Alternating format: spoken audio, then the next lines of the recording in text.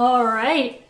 Good afternoon, morning, night. I'm noticing in the chat that there's people from all over the world watching the stream. Like, welcome everyone. I'm really happy that a bunch of you turned up. So let's get into it. My name is Anique. I like making corsets, like a lot. So I made a bunch of them with like weird designs.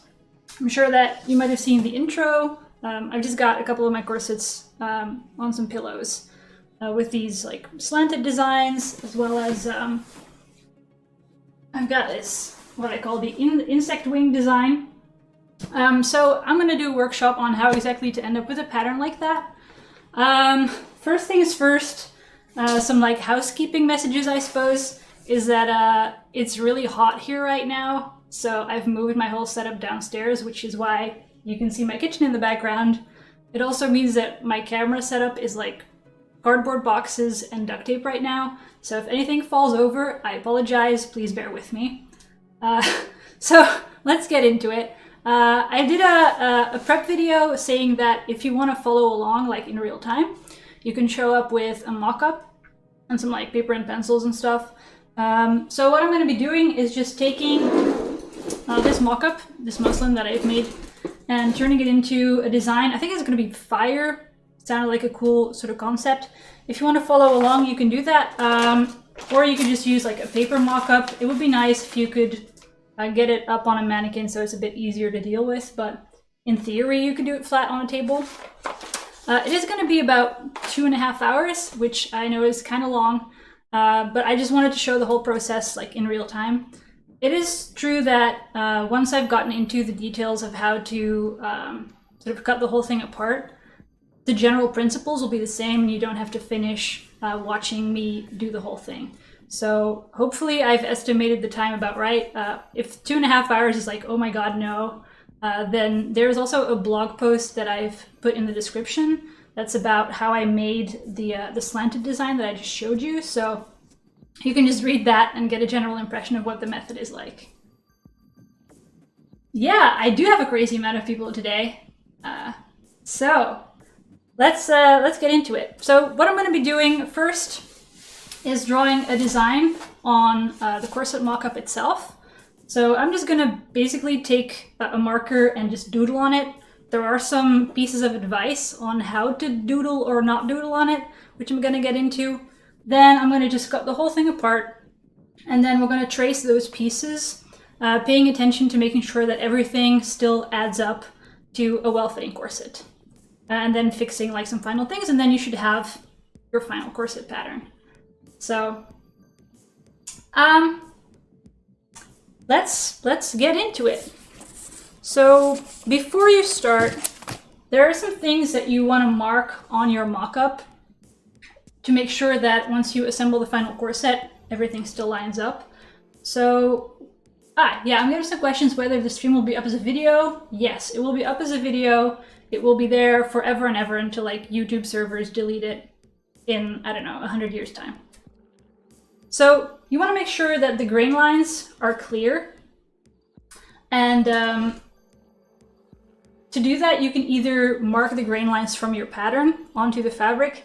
I'm just gonna basically look at the weave of the fabric really closely to see what the original grain line was. But once you've cut this into a whole bunch of different shapes, it can be really hard to figure out what the original grain line was. And especially if you're working with paper, you might want to just draw some long lines along the grain line. The other info that you want to preserve is the boning channels, because you want to keep those in the same place, roughly. So here I'm just going to be using the seam lines, because I've just got boning on the seams. So if I take this apart, I know that if there's a seam line, it means there was a boning channel. But if you've got additional boning channels, you also want to make sure that those are marked on your muslin or on your paper.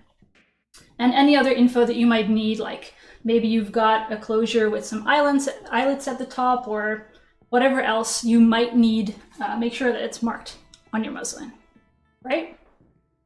So then we're just gonna doodle. Basically, I'm going to be doing this on the muslin instead of on the paper. There are some up and some downsides to either. I just like how tactile this is and how well it fits on my mannequin. Also usually because I'll draft a pattern and then try it on and then I'll have the muslin anyway. But paper is a bit cleaner once you start cutting it apart. Like, it doesn't fray, it doesn't stretch, it doesn't distort as much. So there are definitely advantages to doing this on paper. And there are some things that you want to take into account when you're doodling on it. Basically, you have a 3D shape that is made by your pattern pieces. Like, that goes over the bust. There's a curve over the hips, and you still need those curves to be there in your final product, even when you've cut it into a million tiny pieces. So you want to make sure that you get enough seams that you can actually get those curves in there. And at the same time, you want to make sure that you don't have too many seams. Like, I could draw really tiny sections like this, almost make it like a quilt. And I mean, it's possible, but it's a real headache. I've never quilted before, but I see videos of it sometimes, and it's the accuracy that you need to get everything to line up at the end. It's just kind of crazy. And if you want to stitch this into an actual corset, the more seam lines you have, the more of a nightmare the accuracy will be. So try to find a balance between having enough seams to get the shape, but not too many seams to make it entirely overwhelming. Like, I think this one ended up with 9 pattern pieces on each side of the corset, which is pretty manageable. Originally, this one was something like 36 or whatever, but I managed to stick a couple of them together, so I didn't have to have that many. Oh yeah, quilting is definitely unforgiving, so don't try to make like a quilted corset, or if you do, send me pictures when it's finished, because I will be like in awe. So that's one thing to take into consideration when you're doodling for the seam lines. And then there's another thing. Remember that you will need to stitch this back together at some point. Like, you're welcome to doodle really curvy shapes on it if you want. Like, I'll show you on my notes. Like, this kind of shape, you can. There is no reason that that cannot be a corset seam, but you have to stitch the inner curve of one piece to the outer curve on the other piece with right sides together, or like snip into the seam allowances and press it under and then top stitch it or something. It's possible, but it's a nightmare. I'm not saying you shouldn't, I'm not saying it's impossible. I'm just like, be mindful of what you're getting yourself into. So basically, is there a tutorial for the muslin mock-up? Not on my channel, but there's a tutorial by Wicked Rain Studio that was aired yesterday. I've put a link to it in the description if you want. This mock-up specifically was made with the tutorial from Royal Black, but as long as you've got any mock-up that fits you reasonably well, you're good to go. So, where was I? Oh yeah, so don't doodle too many shapes, don't doodle too few shapes, and don't doodle very complex shapes, because that just is going to result in nightmares. Also keep in mind that you have the option to extend or remove bits from the edges. Like, just because this is the shape of the corset now, or of the bottom now, that doesn't mean that you have to keep that. I can very easily remove some here from the neckline and still be suitable for like public exposure. And the same goes for the bottom edge. So if you want to make some design piece that sort of sticks out of the edge, which I'm going to try to do with the flame design that I'm going to try to make, but you can definitely do that. So with that in mind, let's just get into it. And this is also a good time for you to like grab a marker and start doodling on your mock-up if you have one. I'm going to try to make some like flame-ish thing. Not too many pieces, because that would be like, it's going to have a lot of like almost curved shapes, and I don't want to make it too difficult for myself. But I'd like some flame shape to come up over the bust. So something like, I don't know, just just doodle. It doesn't have to be right in one try. If you don't like it, you can always go back and draw different lines. As long as you haven't cut it apart, you're good to go.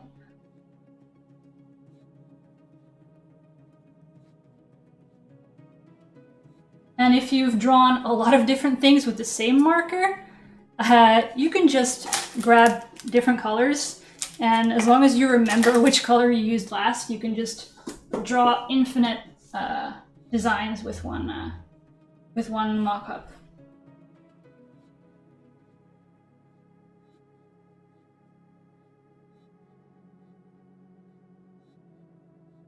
And if you're a bit familiar with your own pattern that you like, you'll know which ones of the seams are quite straight. Like, for example, usually these seams at the upper back will be quite straight. So if you make a large section in one piece here, you usually can, because it will still lie flat. Whereas if you do some sections over the bust or over the hips, you usually need a couple of seams in there. Would it be possible to have a normal, simple shaped corset and sew fabric patches on it? Oh yeah, anything is possible. Corsets don't usually suffer from being too thick because it's quite a bulky structured garment to begin with. So you can attach a whole bunch of stuff to the front and pretty much get away with it.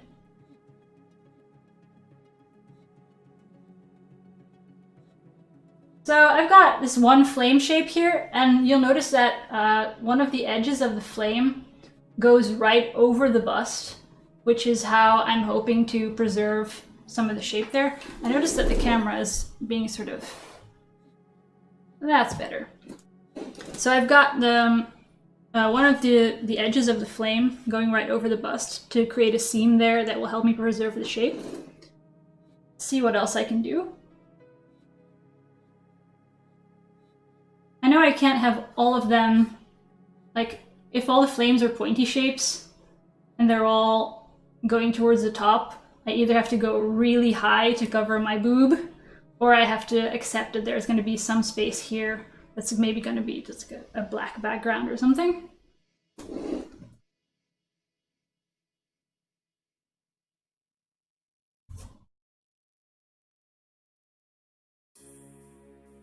Try to make some smooth shapes so it'll be relatively easy to stitch it together.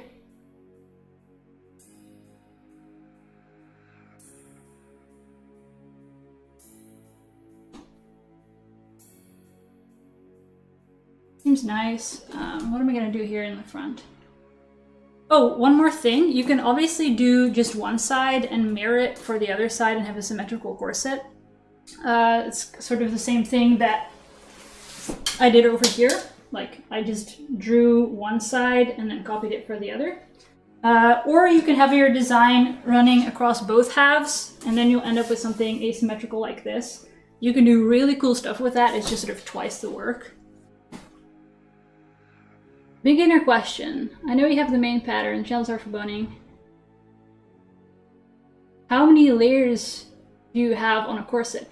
It sort of depends. I mean, it's possible to make a single layer corset with just a good strength layer, like coutil or whatever. It's also possible to have a 4-layer, 3-layer, whatever corset. It depends a bit on the fabric that you've got, how many layers you need. But I usually go for 2, like 1 fashion layer and 1 strength layer. And that works for me. So let's see how I can do something cool with the front. I think it's fine if the neckline dips a bit, so I'm just gonna extend this flame a little bit actually to hit the center front.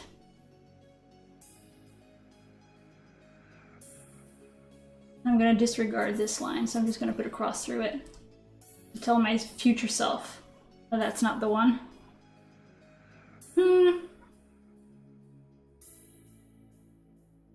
Maybe this will also just be a black piece. It'll be cool, sort of mirrored, I don't know, something like this. Seems good.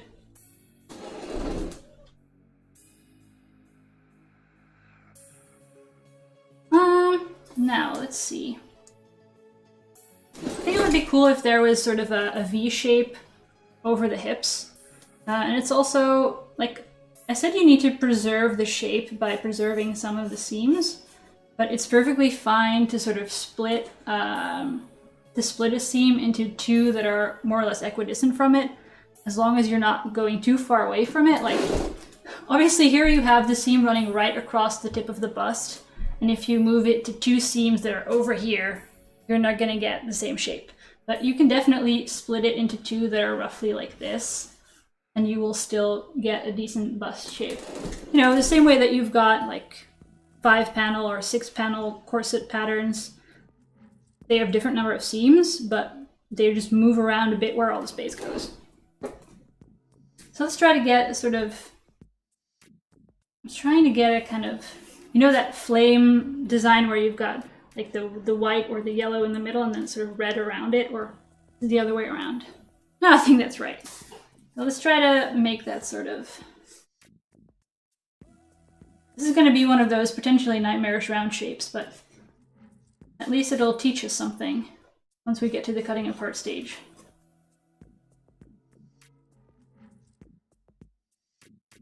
And now because I've got this point here,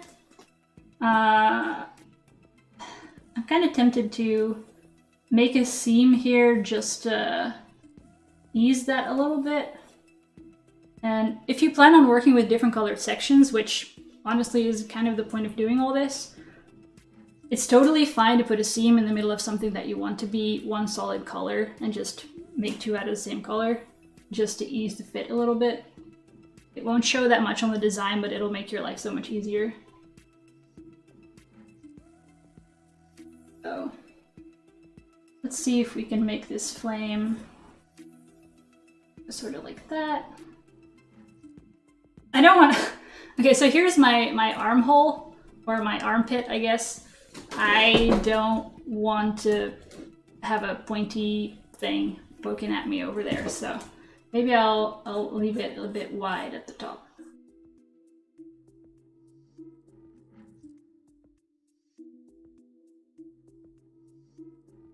I think I want to also, I've got a gap here right now. It's really annoying what the lighting is doing with the camera. Hold up so you can see. So I've got what is currently a gap here, but the tension between like the top edge of the bust being held up, it needs to be pulled back a little bit here. So if I cut this open, I think it's gonna like flop forward, and that's just not great. So I'm gonna make sure that I fill this in at some point. Another question. If you have a strength layer and a fashion layer, you need to have the boning seams in the fashion layer or just in the strength layer? You can, there's various corset construction methods. A lot of the time you end up sandwiching the two layers together, like you assemble them separately and then you sandwich them together, especially if you're doing something like this. What I ended up doing for this one is that actually the boning channels are stitched only into the strength layer. So let me just take it off of the pillow so I can show you.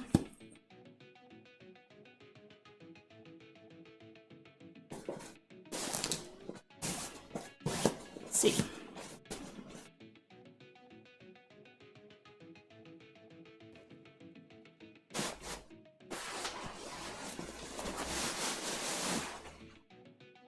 All right, so on the outside, you can't see any boning channels whatsoever, right?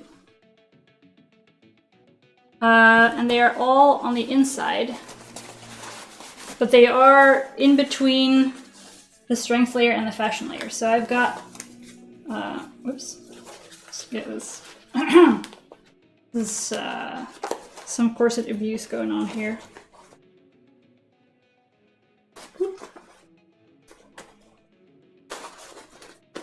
So the lining, if you will, is a strength layer. And here you can see that the boning channels, well, it's not very easy to see because it's all black on black, but I've got some separate boning channels that are stitched on the inside of the strength layer. And then the whole thing just gets sandwiched together and the outside basically floats on top of the inner layer. And it's kind of finicky. I don't like it as a construction method because it's so easy for the floating layer to just get wrinkly and stuff because there's less tension on it than on the strength layer. But for this method, you kind of have to. Like your other construction options, and you'll just have to Google this because I don't have time in this workshop for it, like the welt seam method. You just cannot do it with this kind of patterning. So basically, you have to make it work however it will work. So I just attach the boning channels to the strength layer. In this case. Neat nails, thanks. So this is probably going to be a black section, just so I can maintain some structural integrity.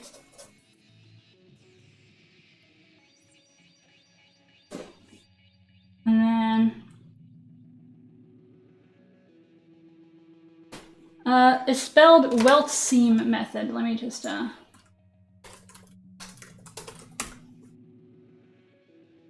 if you Google that, I think there's a Sydney Eileen is, hold on, Google that too. There's a corsetry website that details a bunch of construction methods. It's really useful, so go for it. All right, so I've got sort of a large flame going here and a couple of smaller ones down the front.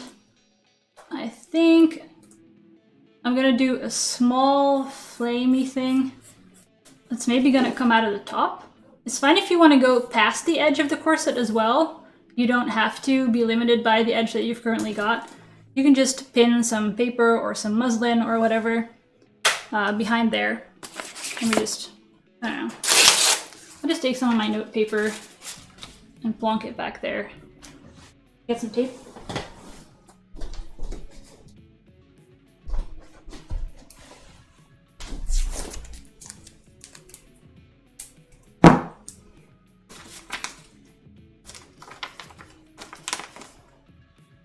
And just continue drawing.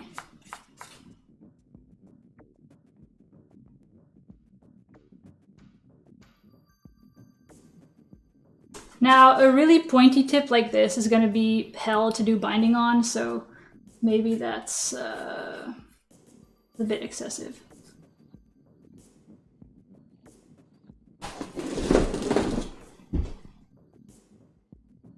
Now, what can I do over here?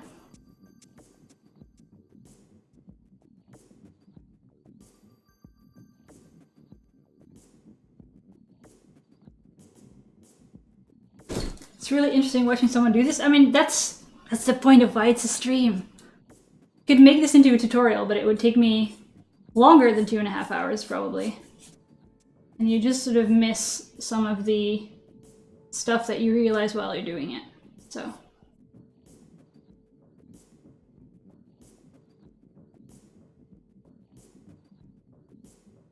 It's quite flamey.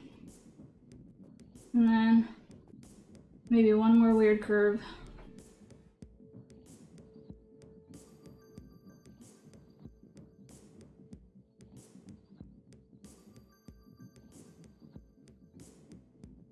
Oh yeah, one more thing. I'm about to make a mistake, which I will not. So up here, I've got this line coming up from there, and now I kind of wanted to connect it from the top like this. And I would have a couple of seams meeting really close to the edge. And it's a mistake that I made on the insect wing. I'll show you. Because I've got this little corner here where I've got this, the black, the silver, and the purple all meeting like right there, right underneath an eyelet. And all the seam allowances that are folded back here are so thick that it took me like half an hour to get the eyelet in. So if you can avoid it, don't put like 3 seams next to each other right underneath the eyelets. So I'm gonna not do what I was about to do.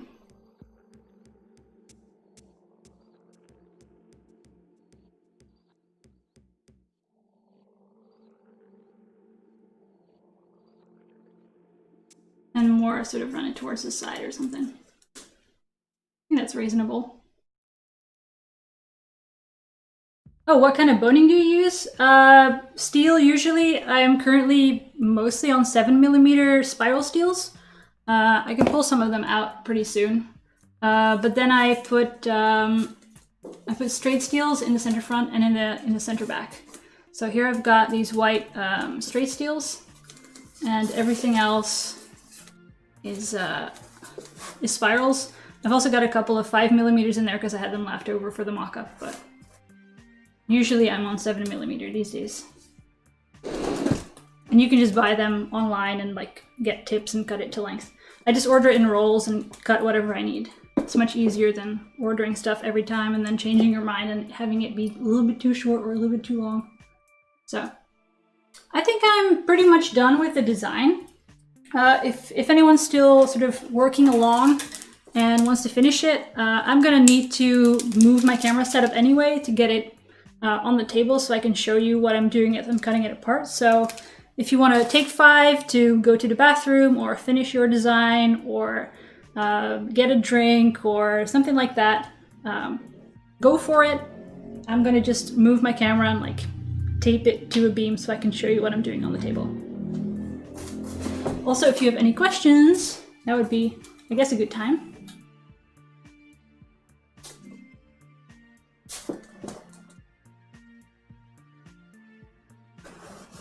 Yeah, synthetic boning and zip ties are a thing.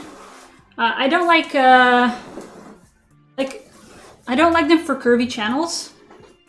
Yeah, there are some really like heavy-duty thick zip ties that are very similar to plastic baleen. It's a thing. I don't personally like it because it's a bit thick and it's a bit, I don't know. I also like I'll show you the flexibility of like spiral steels. Like the point of the spirals is that they flex in multiple directions. If you've got the straight steel, it'll just go like this, and that's it, like back and forth. And it's sort of similar for the plastic whalebone and the zip ties, but the spiral steels, they can also do this, like sideways flexibility. And I really like it, especially for kind of curved seams like over the bust and stuff. It's just that much smoother. But I've seen really good corsets made with zip ties, so it's possible. I'm just gonna take the boning out as well, because I'm gonna be putting my scissors into this, and cutting into metal is generally a bad idea. This is gonna be a challenge because I taped my piece of paper right at the end of my boning channel. We'll deal with that later. First, I'm gonna just tape up my my camera so we can go to the table. So yeah, this is what my camera was on before, and this is what my camera is going to be now attached to. Here we go.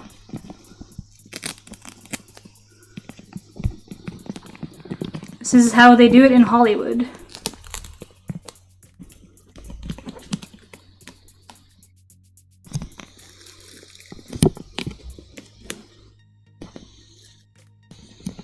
There we go.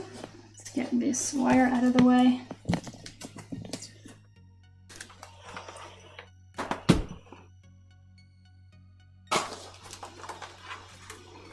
Let's make sure I've got everything on screen.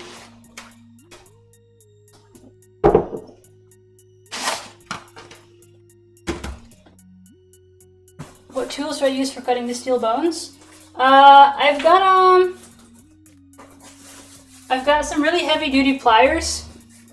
They're intended to cut like the metal wires that they use for reinforcing concrete. I just didn't want to mess around with like thin cutters or whatever. So I've also heard a lot of people using tin snips, and honestly, it's mostly necessary for the flat steels to have really heavy-duty cutters because it's just, well, a solid piece of steel. And for the spirals, they're a lot easier to cut if you, instead of trying to cut straight through it, you just snip the wires at either side. I'm not sure if I can show you that close enough on camera, but Basically, you've got 2 wires going in circles, and if you just cut the wire just on the edge there and just on the edge there, it'll just come apart. So it's a lot easier to do. I don't dip it. I've got these metal end caps folded over the edges on the spirals. And for the straight steels, I use what's this, plumber's tape. That sort of stretchy. It's really difficult to see on camera. Stretchy tape that's intended for, like, if you put a bolt or something onto a water pipe to make it non-leaky. I don't know what it's called.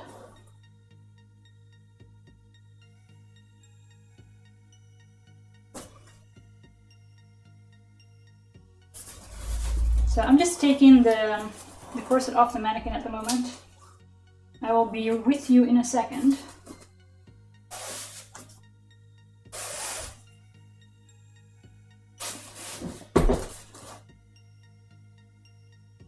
Yeah, it's not, yeah, PFDE tape, that's the one. It's not painter's tape.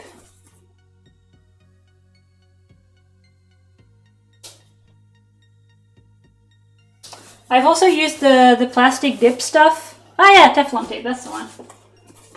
I've also used the plastic dip stuff in the past, but I don't really... A link with the online shop where I bought the boning. I bought my boning mostly from CoCoVid. And I've also bought some from, what was it called? Something like the Sewing Chest or something. I think those are my main ones.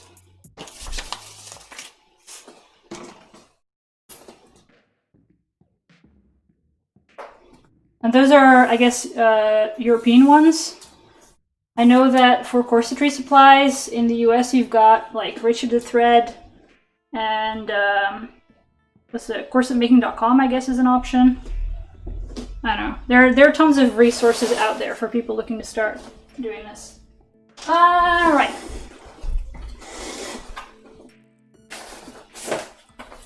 So where were we? So before you start cutting the whole thing apart, you want to make sure that after you've done that, you still know where everything goes. So I'm going to start by just labeling all my pieces. Like this is going to be a black section that's closest to the center front, so I'm going to just call this 1.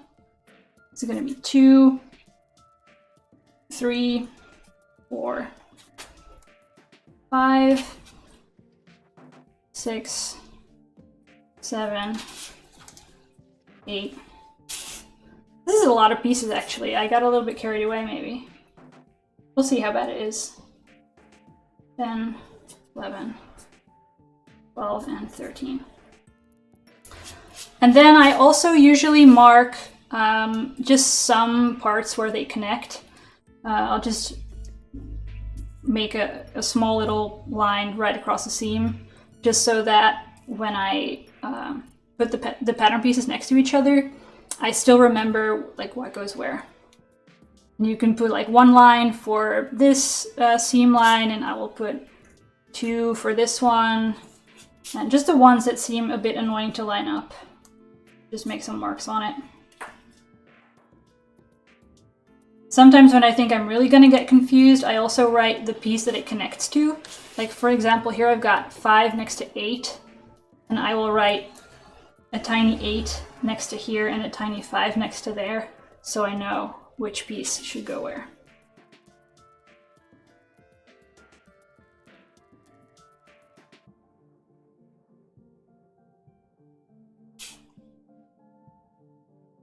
I think it's reasonably matched up. Something like that, I don't know. And these bits are just gonna go. I'm not gonna use these. It's also just gonna go. As well as that. Alright. Then, a very important step, take a picture. So once again, you can remember where everything goes. So I just take my phone, snap a picture of it, unfold some other bits, snap a picture of it. Just in case I ever get confused about what goes where. And then it's time to cut it apart. So I'm just gonna make sure I've got all the boning out. I've also got a piece of boning back here somewhere. I think I can fold it back and pull it out. Maybe.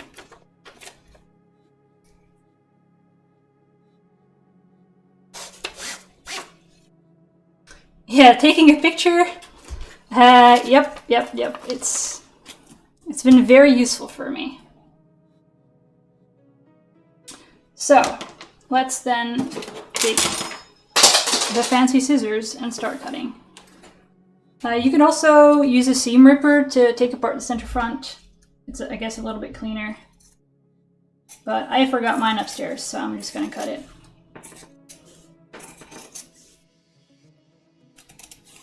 Try not to fray the pieces too much as you're handling them, but a little bit of fraying is normal and we'll fix that.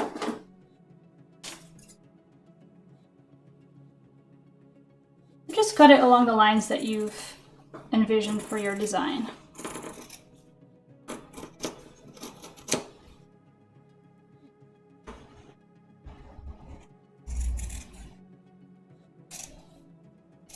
This piece goes away. The light fitting looks like a hat. Oh yeah, it does. I've got like, ooh, I've got a proper halo. Wow, this is a good angle.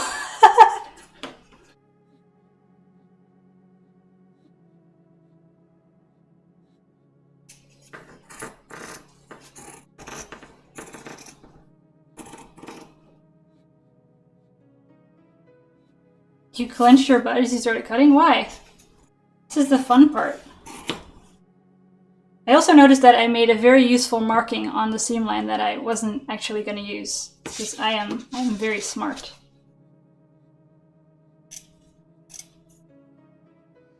So you can see the sort of flame shapes starting to take shape.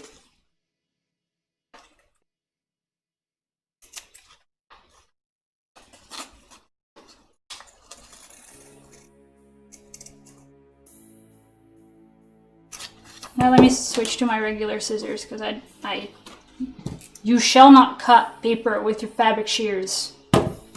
So.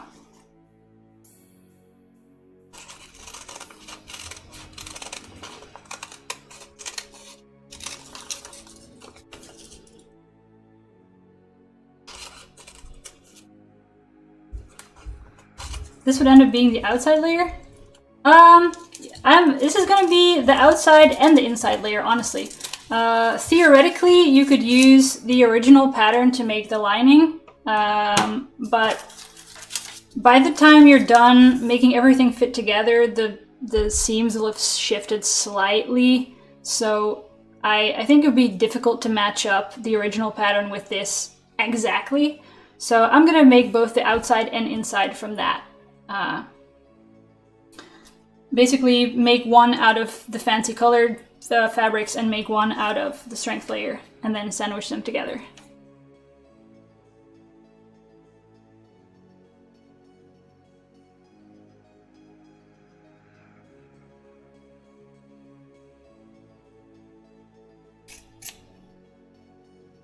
There we go.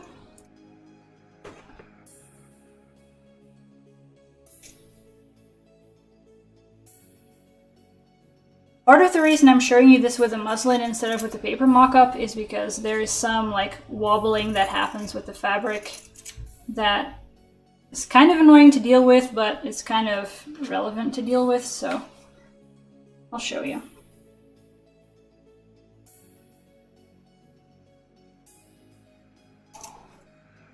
So just, you know, casually cut it into a million different pieces.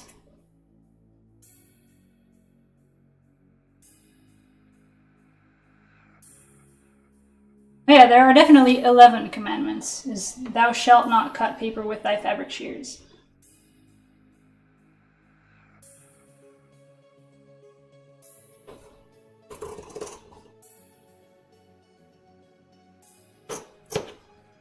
This is going to be a finicky piece. I already regret this, but you can always change it up a bit later. It's fine. Don't sweat it too much.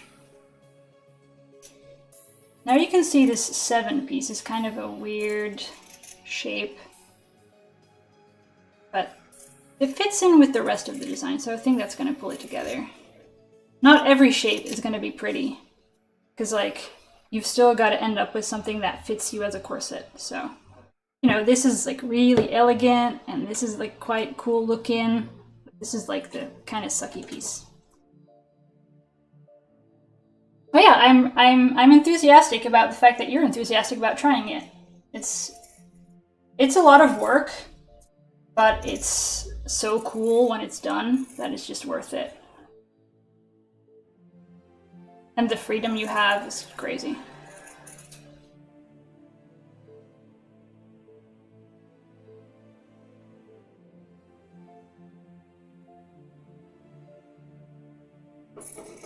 So who is actually live doing this along with me right now?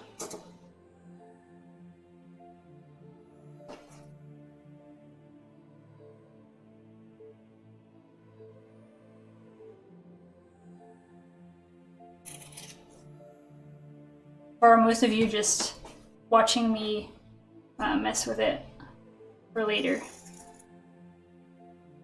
How long have I been making corsets? Well, it's not really a how long. It's sort of I'm a hobby seamstress. Like, I don't do this professionally. So to say I've been making corsets for I don't know, what is it, 15 years, sounds like I have a crap ton of experience when realistically I've made like one a year or something.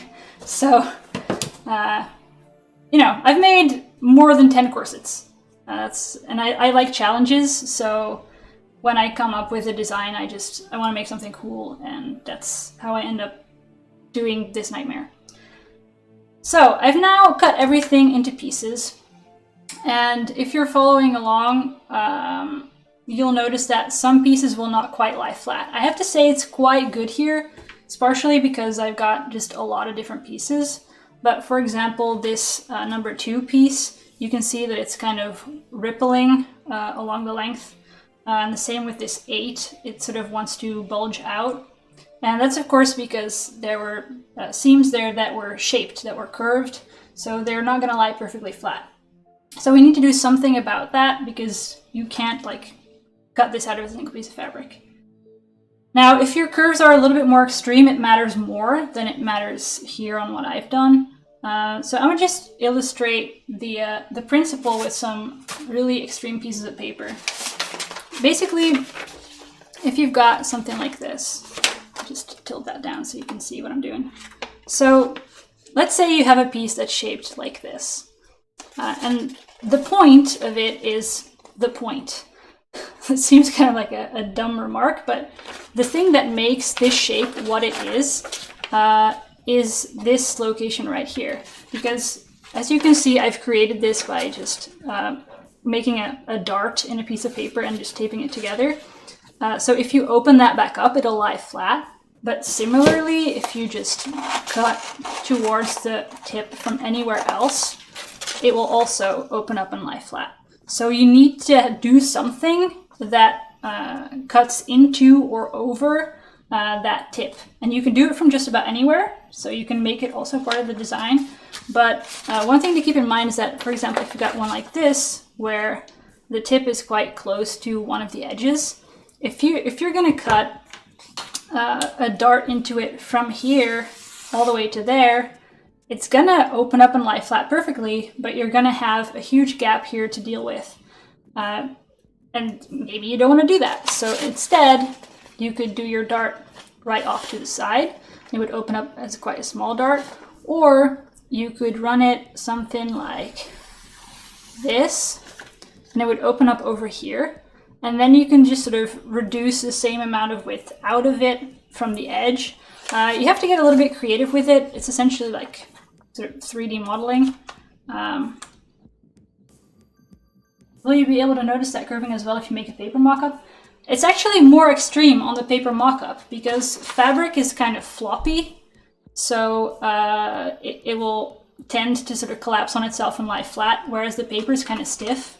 Like this kind of tip you would never see on a piece of fabric. So on the paper mock-up, you will see actually more extreme versions of where it's not entirely flat. And in that sense, it's easier because you will be able to more sort of precisely see what's going on with it. So if you're doing this in paper, congratulations, you've reached like the easy part now. So let's start tracing these so we can make full pattern pieces out of them. I'm just gonna take some pattern paper. I'm gonna just cut that off so it's not too much. You can also just use plain like printer paper. As long as you can draw on it and cut it, that's fine. So I'm just gonna remove, it's so neatly laid out. I don't wanna put it in a pile somewhere. Let's try to move it to the side and like carefully stack it or something.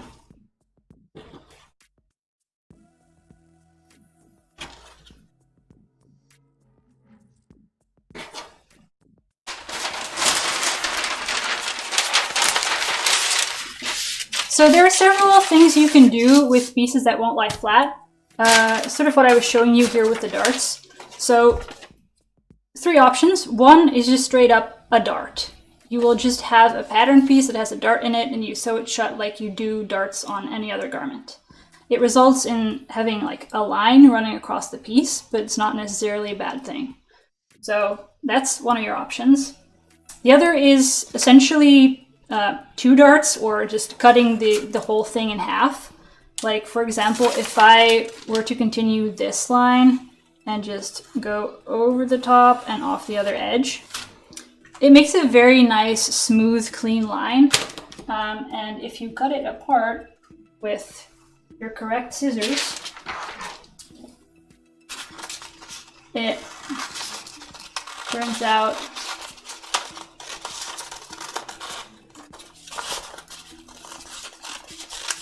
it has 2 pieces that lie flat. There's a little bit of a bump here. You can probably smooth that out and get away with it. So, yep, you can just basically split it into 2 pieces like this. It's probably a very elegant way to do it because you don't end up with like the tip of the dart. And then the last option is moving the dart to the edge. So if you've, let's say, cut it open like this, it's quite an extreme dart. I wouldn't recommend moving this. If you have a slightly less extreme dart, like let's say you ended up with something like that, you'll just measure this amount and take it out of one of the edges. Would you do embroidery on the pieces for texture? I mean, you can do whatever you want. It's just a piece of fabric. It's just annoying to stitch because it's weird shapes, but I don't see any reason why you couldn't do embroidery on it. So you would just measure this amount of the dart and then sort of smoothly take it out of the side. You know, it's about this long, this wide, and you take the same amount off the side. You cut that off, like this part, and then you end up with a piece that has the same edge length as it did before. It's just shaped slightly differently. And this is the option that does actually alter the shape of your corset, because just opening darts or cutting pieces in 2 to open up darts, it's still essentially the same amount of material in the same exact location. So if you move the darts to the side, you do get rid of an extra seam, which is nice, but you do slightly alter it. So I would recommend doing that only if the dart is fairly small and you can sort of smoothly ease it into one of the sides.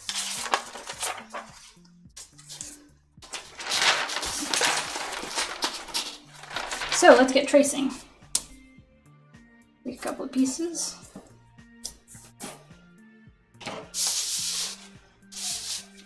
See, are we just about on schedule? It's almost 4. So I've been in this for like an hour.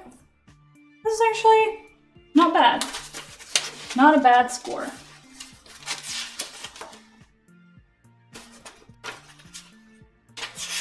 Yep.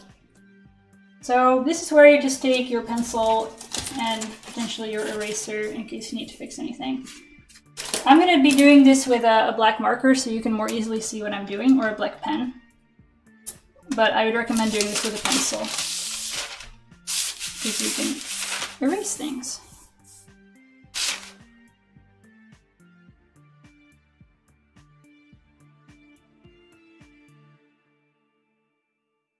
And if you know some information about the pieces, because you can still sort of recognize it from the corset used to be, like for example, I know that this came from the center front and therefore has to be a perfectly straight line. I like to, instead of tracing it, which can be a little bit wobbly if you're tracing fabric, I like to just make a mark at the top and the bottom and then take a ruler to connect it to keep it as accurate as possible.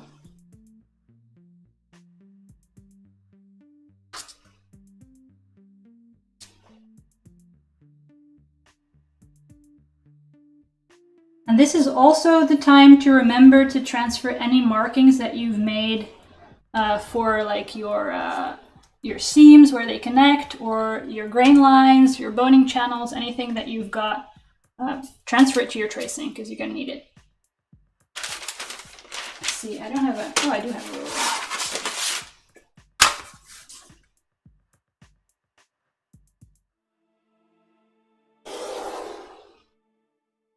This is piece 1.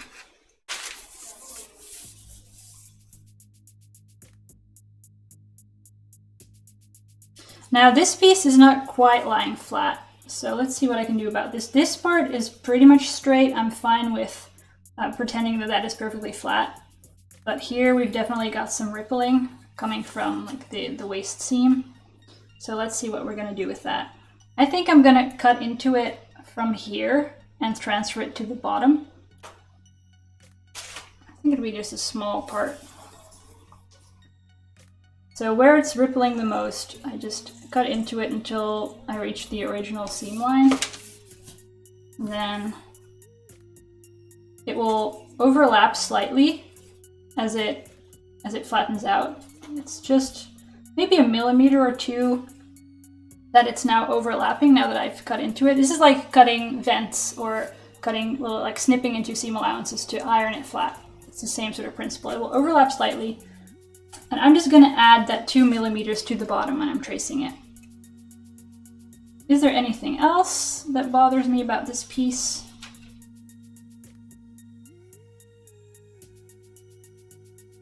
I think everything else is pretty much good.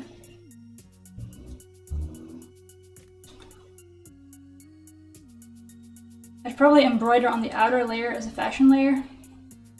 Yeah, there is a lot of thinking that can go into figuring out in what order to do what. If I was doing a corset like this, I would definitely make the fashion layer, embroider that, and then stick it onto the strength layer. If you're having trouble, by the way, keeping these in one place, you can use some like pattern weights or whatever to weigh down your pieces. I left mine upstairs, so I'm just going to put my tea on it.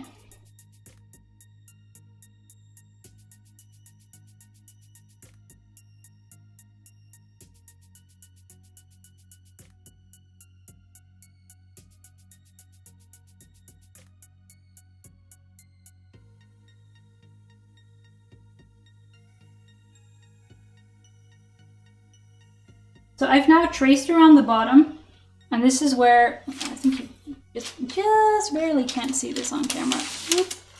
There we go. So here I've got that like 2 millimeter overlap from cutting into it. I'm going to add that back at the bottom. So I'm just going to sort of smooth it towards the natural edge.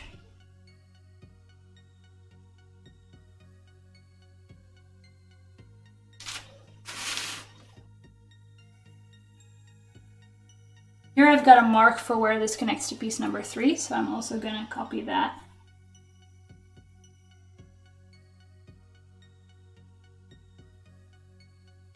And of course here we've got parts of the boning channels as well. So I'm going to, while I'm tracing, I'm just going to mark the top and the bottom of it, and I'm going to just draw a line with a ruler.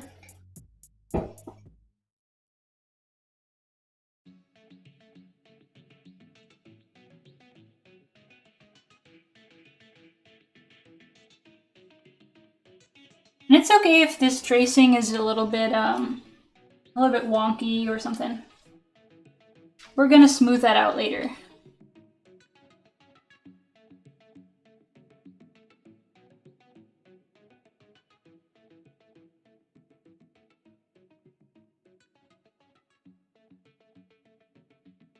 I think that's it. So now I just need to connect up my boning channels that I had in here. It's also a good idea to color code this sort of thing, where you maybe do the boning channels in red and the connection markers in blue or something like that, so you remember what's what.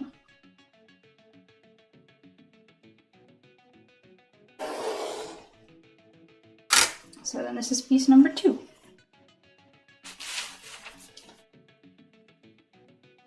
Oh yeah, also my grain lines. That's a good one about grain lines. If you've got a piece that's made up of multiple of the original pieces, you might, like if you've got something over the hip, like let's say, where's that number 8 piece? A piece like this, where this was over the hip, so it was already quite a slanted piece to begin with. The grain lines on this are something like this on the right side, and something like this on the left side. I'm sure you can see that. I'll just do that in Sharpie so it's clear.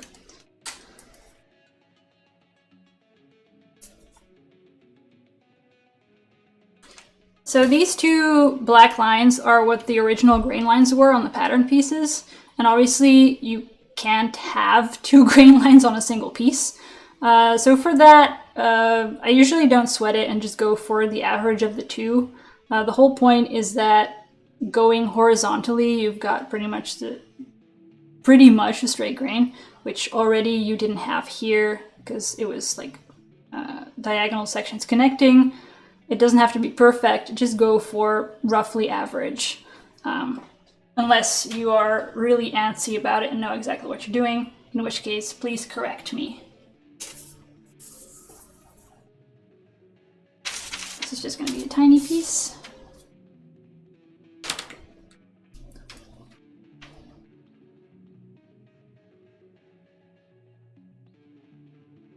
So yeah, basically, this is the whole system, I think. Did I forget anything important about the markings or something? You just cut it into a million different pieces, trace it, and then when we smooth it out, we're going to make sure that everything like fits exactly and get the markings a bit more accurate and that sort of thing. But in concept, we're pretty much there. Oh yeah, forgot my boning channel. This is nice because the boning channel is running right up into that tip of the flame. So it's gonna make sure to keep it upright. I'm just sort of extending that line, I guess.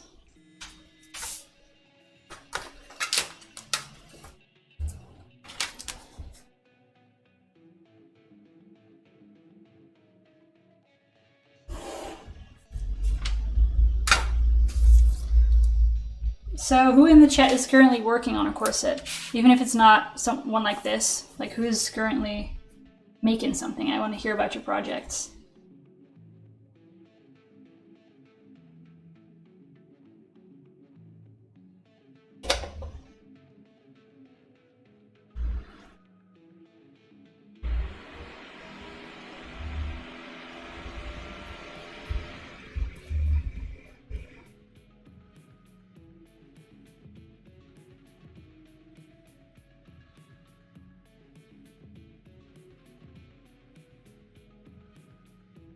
Making drawers. That's pretty historically fancy. I'm not usually into historical stuff. I'm more like, oh hey, corsets are neat, I want to make a corset, without caring too much about, you know, construction methods, as you can tell. But I have a lot of respect for people who like go the whole way and just everything down to their underwear is period. It's awesome.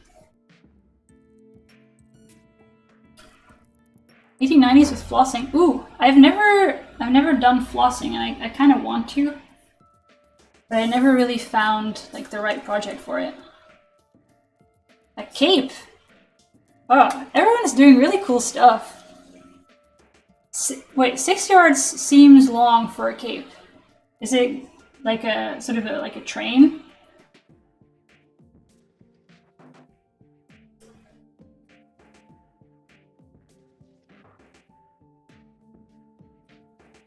Sewing extra channels over the boning so I can put LEDs into it. I am 100% there for that.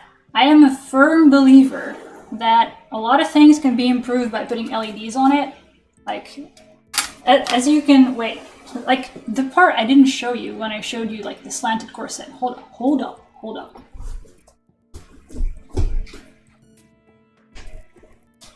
Is that, so, you see this piping? It's not actually piping. It's electroluminescent wire. So let me just connect the battery pack real quick. Boop! So, there you go, light up corset. So yeah, I am totally there for people who are stitching LEDs into their boning channels. I love it.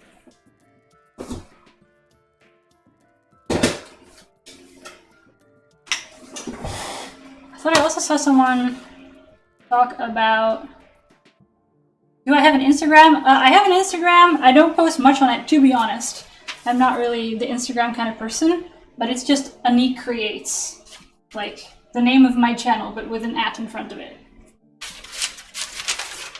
I want to do these in order. Where's piece number 5? Uh-oh. I might already be losing pieces. Got 6. And 7, but where is 5?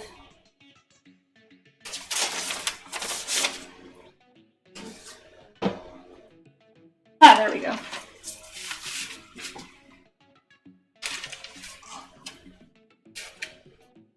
Ooh, prepping feathers for making boning, like the feather boning that Bernadette showed on her channel for that cage thing that she made.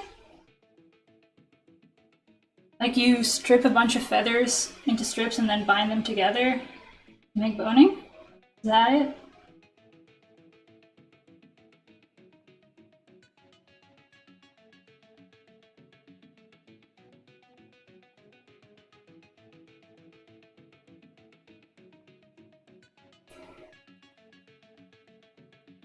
Just a hint of boning channel here. I'm gonna mark it anyway, otherwise I'm gonna get confused when I mark the other pieces.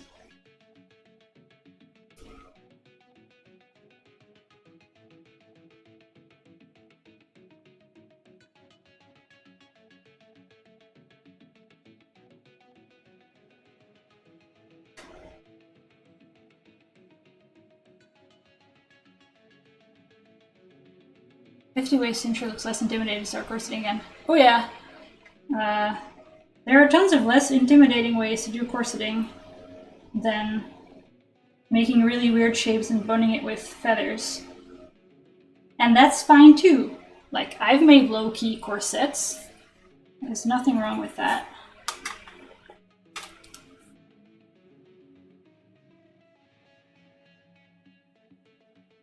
There we go. Oh, I think I missed a mark there. Go.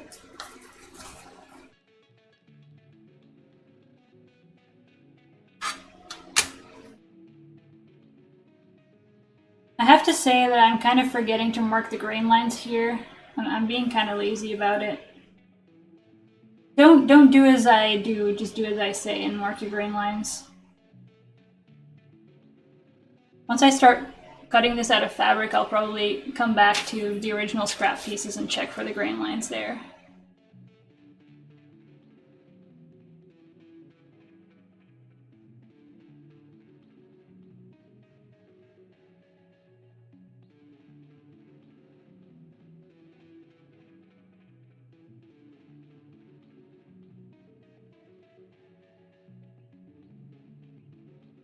Made a corset thingy to support a super padded bra. Oh yeah. Like, this sort of almost sort of half-length corsets that only go to your waist. They're really cool as sort of a not quite bra. Alright, now this is a really funky piece. And I have a feeling this is going to be really interesting to stitch together as well. But it's lying almost flat, like it's so close to flat that I'm just not going to bother. There's a bit of YOLO involved in this process, I suppose.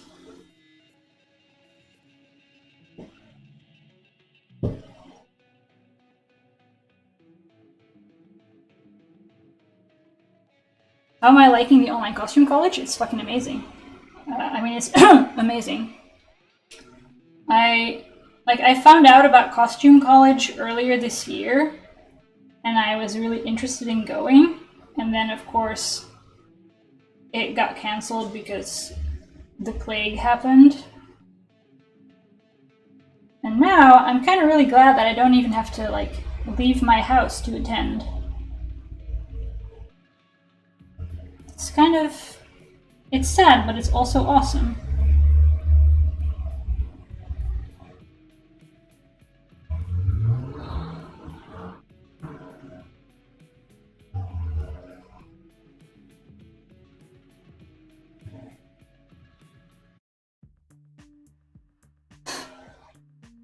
Oh yeah.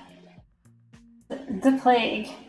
Well, I guess all the, like, the cool kids call it the Rona or something. I don't know. It doesn't have quite the same ring to it.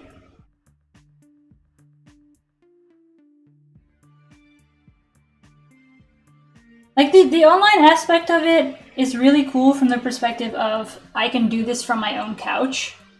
It's a little bit less awesome from the perspective of people bringing the outfits that they spent all year working on and wearing them, and everyone going like, "Ooh, it's amazing! Oh my god!" You know, that's something that you can't quite do online. Like, I finished that light up corset a couple of weeks ago. I was originally going to wear it to a festival, but that also got canceled. So it's all a bit... At least there's no more deadlines now for finishing your stuff, because I would have not finished that in time, in any universe, so guess there's upsides. Now I'm plenty in time for next year.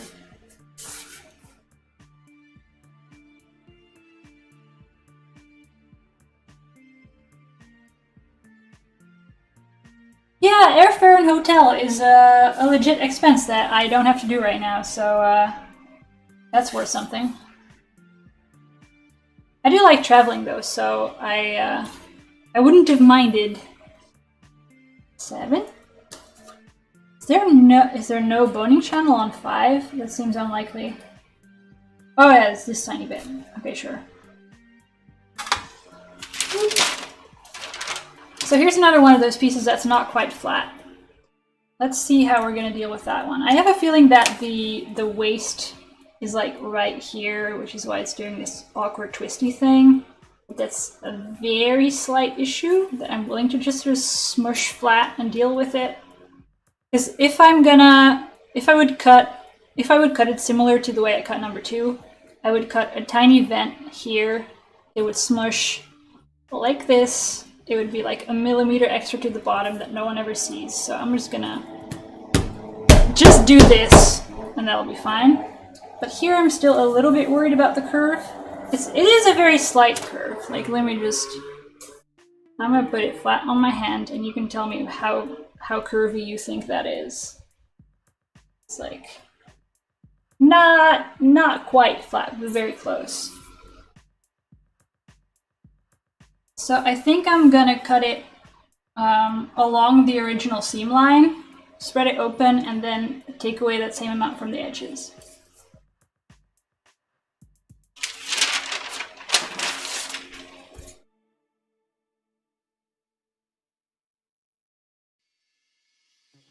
You don't think showing up in a 30s dress or suit is costume college appropriate? I'm not sure, like, I haven't been there, so I don't know 100% what's appropriate, but from what I've seen, like, vintage is totally a thing that happens there, so. Alright, so I've just cut into the bottom of this piece, and it's flattened out slightly. It's opened up about this much. So I'm just gonna measure how much that much is. About 6 millimeters. So now I'm gonna try to shave those 6 millimeters off the edge of the piece. So we end up with the same dimensions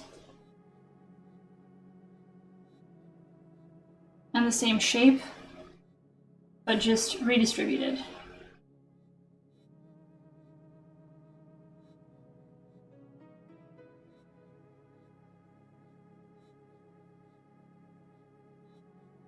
So I'm taking like 3 off of this side.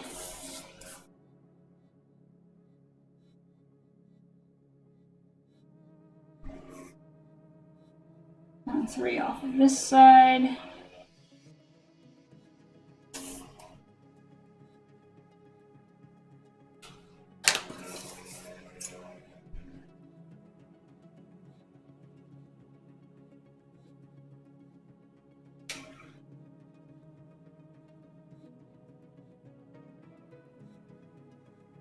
Cut that away.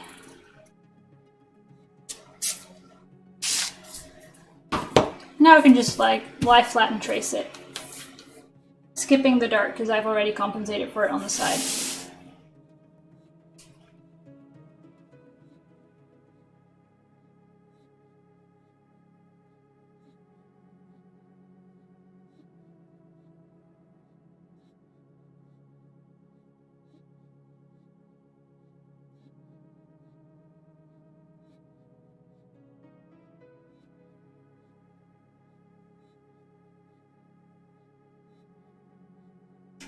Favorite part of dressmaking is puzzles? I mean, yeah. Solving, like for me, the challenge of just figuring out how to achieve a cool effect.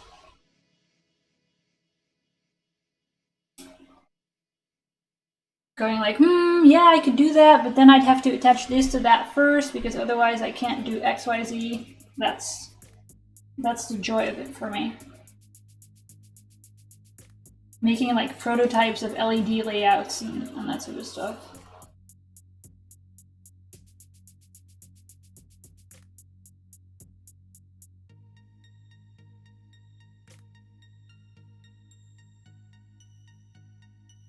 If you've got any corners that have become kind of smoothed out by how you've cut the pieces, I'm not sure if that makes any sense. I'll show you what I mean.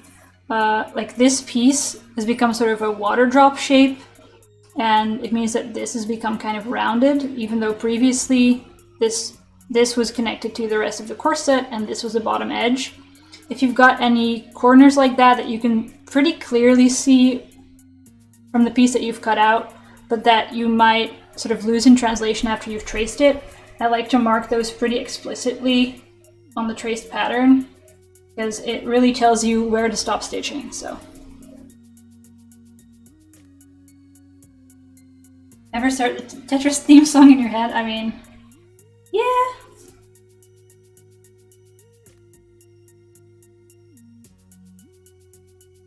I also do that thing where I figure out how to do something, it makes sense in my head, then I start doing it, and I think, wait, no, hold on, I think I figured it out wrong.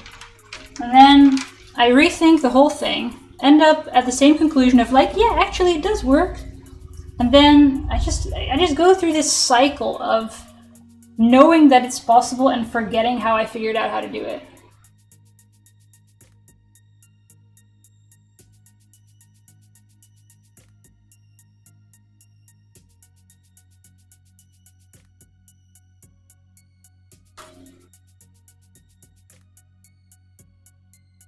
Whose patterns are we talking about? I must have missed something. Do I walk the seams of my paper pieces? Yes. Definitely is that what we're going to be doing after I traced all of them. Like right now I just need to convert the fabric shapes into paper shapes, But after that, we're going to be smoothing out all the edges and then walking all the seams to make sure it actually adds up.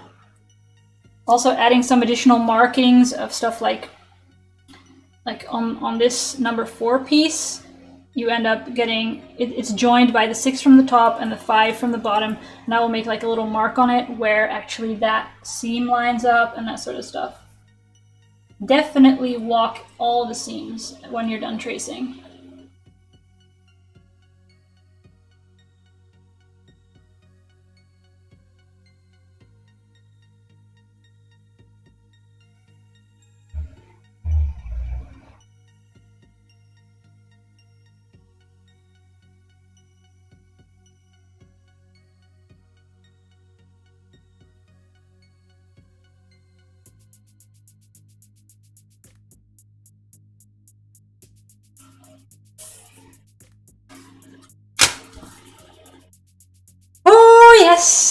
Yes, the concave and the convex curves are the bane of my existence, but simultaneously I love them because it's so pretty. I don't know. And it's even easier to do in paper or on a pattern than it is to stitch it together, because I can just like put this here and see if it matches up. Whereas if I'm stitching it, you have to put it right sides together and it's a nightmare. So I tend to just sort of put them next to each other like this and then figure it out from there.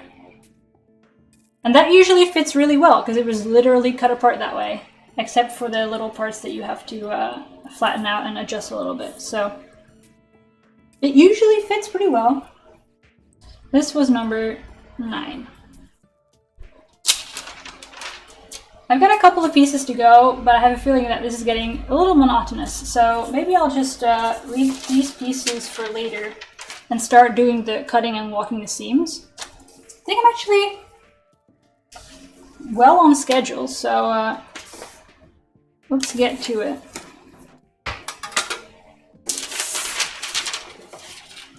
So if you wanna cheater, that's not cheating.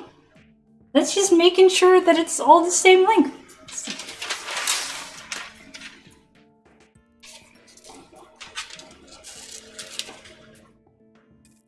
So if you're going to be cutting these out, I like to cut one pretty exactly on the line, and the part that it connects to, I cut it with a little bit of a sort of seam allowance of paper along the side, just so I can make some adjustments to it without having to tape additional paper to the edge or something like that. So when you're doing this, just make sure that you leave a little bit of extra paper where you suspect you might need it.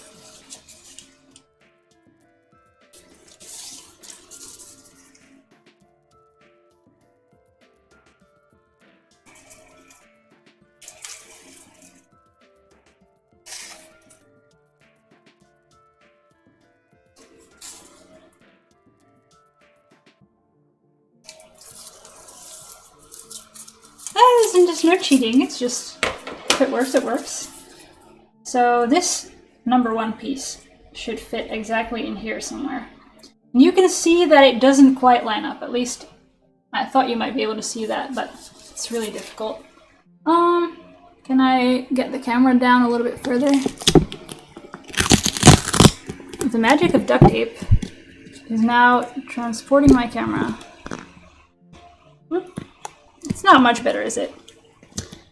Alright, so what I can see here at least is that this curve that I've traced off of the 1 piece is not exactly the same as the curve I traced off the 2. It's partially because I did that foldy thingy here, but it's also just because you trace just a little bit around where you actually cut, because you end up just slightly outside of where you cut. It's all a bit wobbly and stuff, so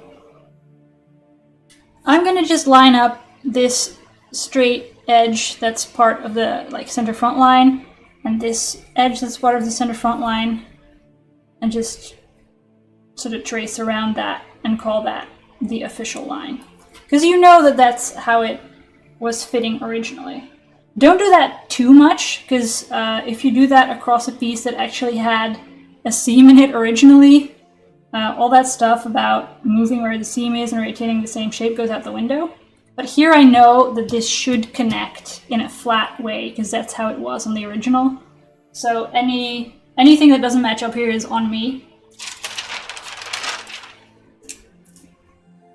So I'm just gonna trace around the number 1 piece.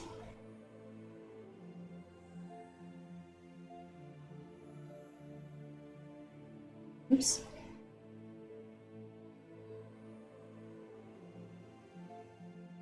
And I'm also going to mark exactly here because this is quite a smooth curve upwards and then out again.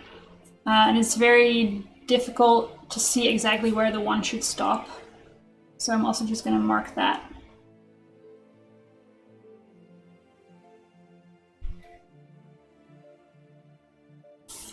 I just put a little cross through the line that I don't need, so I know to cut around it. So that means I'm pretty much ready to cut at least this side of the 2. And then for the other side, we need to worry about how it matches up to the 3, the 4, and the 5. So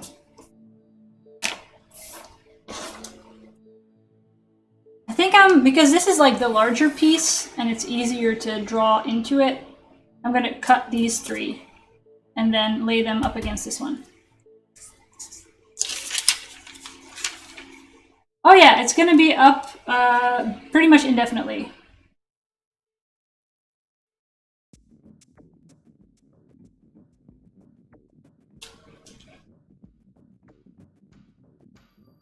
You said cheater because you facepalmed? Oh yeah.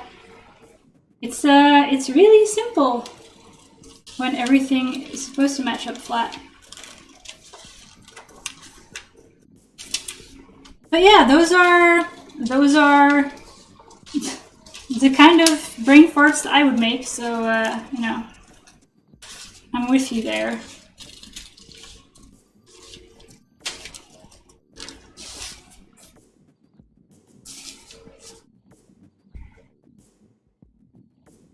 One of the upsides of having all my boning channels on the seams is that I have markings of not just where the boning channels are supposed to go, but where the original seams were.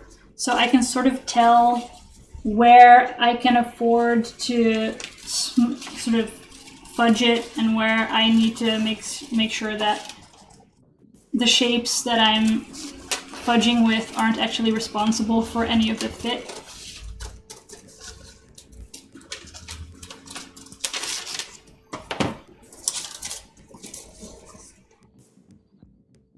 But this part of doing it is so much easier if you've done the original on paper. It just makes so much more sense. It's just so much smoother and less scraggly. So here, I think I'm seeing my first sort of almost flat, but not supposed to be. Wait, that's not a sentence. So this curve on the 2 is not as curvy as the curve on the 5. There's a little bit of a gap, but I think that gap is actually from smushing the piece flat, and it's actually responsible for some of the fit. So I'm not gonna fix that. Would you take some time to redraw curves of French curve? It can be really difficult to line up a French curve with these shapes. But you definitely can. For example, I think I'm gonna do something with this scraggly line on the 7. This is like a really ugly piece. And sometimes when you flatten it, you end up with a line that is less than smooth. And it makes more sense to maybe take out a little bit from this edge to make it smoother. Like, ideally, this would be maybe just going smoothly like that, continuing from that line. And that would mean that this piece that connects there somewhere, wait, no, which piece does connect there? How does this work? See, this is why you take pictures. I think the 8 connects there, doesn't, what? How does it work? Is it you?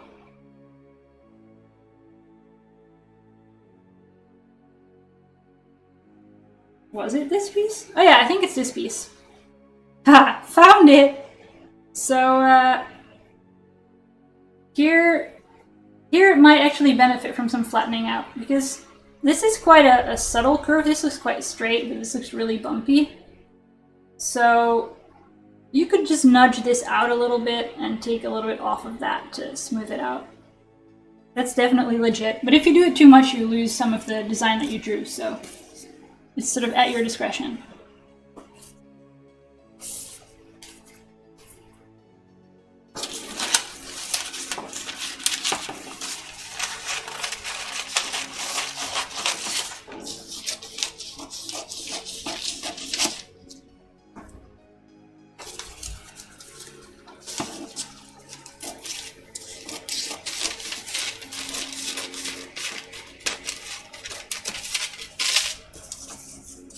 Like on the, wait, where did I put it? On this other corset, I had a really awkward seam here. Like, it was running across, I think there was a boning channel going like right there and right there is crossing two original seams. And the way I'd drawn it and cut it, this was all like wobbly.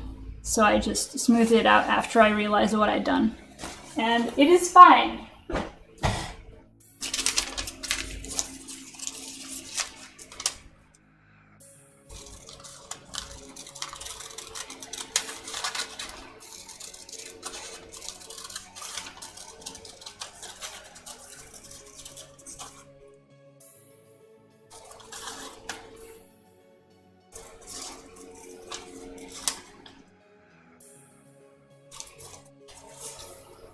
How many pieces was the original corset? It was a 6-panel.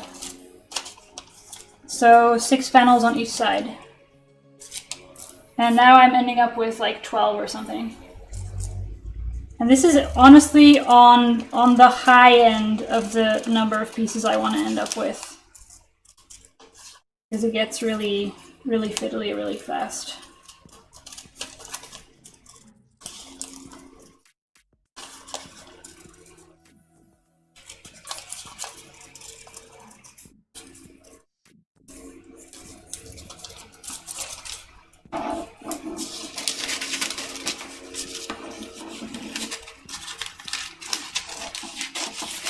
So I'm just going to cut out this number 3 piece, and then we're going to see how bad of a job I did at making it match up with the number 2.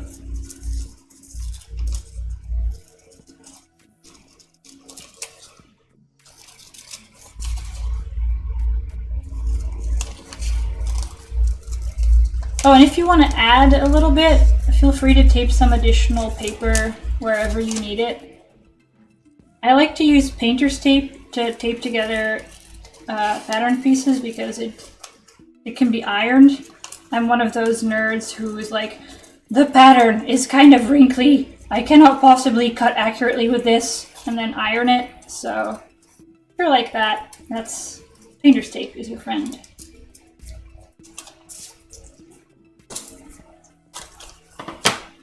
All right, let's see. So the number 3 goes here. Is that, did I remove a piece here that just got like tossed in the trash? Let me check my picture. This is why you take the pictures. Oh yeah, there's a bit that got lost here and a bit that got lost there. So it makes sense that it doesn't go up to the edge. I've got the boning channel point here to line up.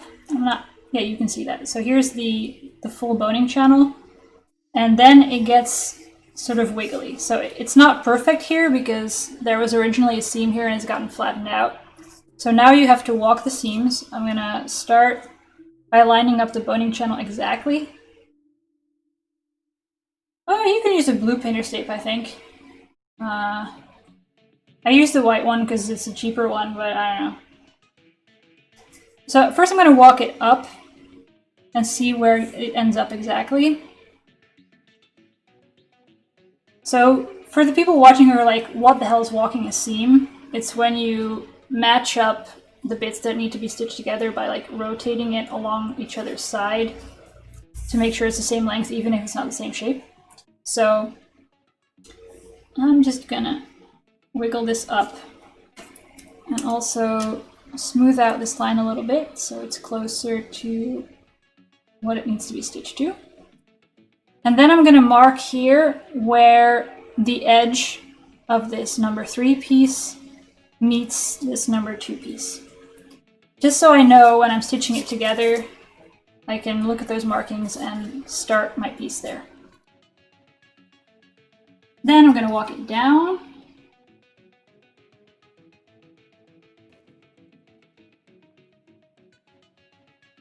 And notice that it finishes here.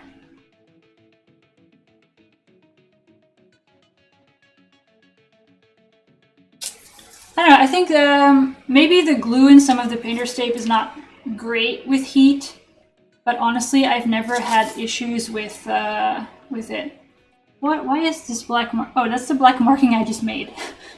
I was wondering what this was, but that's, yes, everything still makes sense, it's fine. So I'm just gonna write some 3s here to remind myself that this is where piece number 3 starts and ends on this seam. And then we're going to continue on to number 4, which goes underneath there, I think. It goes sort of in between both. So now we need to match up all 3 of these sides together. I'm going to start by figuring out where on the 4 the 3 connects. Like if we put these 2 together, they fit like this, right? So I'm going to make a mark here. It's where the end of that piece is, and also here. So I'm going to put some 3s there as well. And then I have my 3 point, or whatever you want to call it, on this piece and on this piece. So now I know exactly where those meet up at the end of that previous piece. And then I can keep walking from there.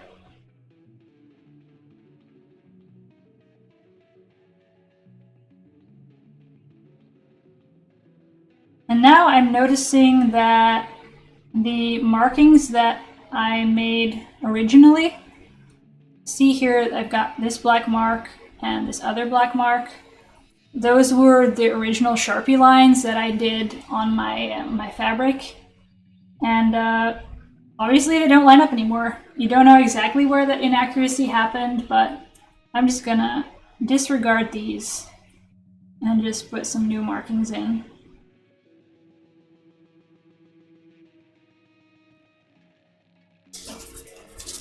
Then I'm just going to keep walking it downwards, and here it fits pretty flat on the number 2 piece. So I'm going to just trace along the side here.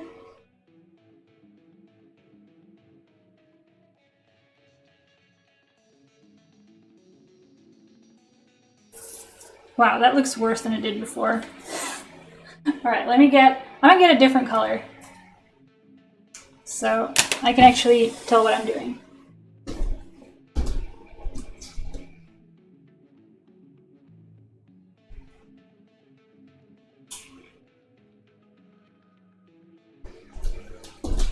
What color is this? Here's my super serious multicolor pen.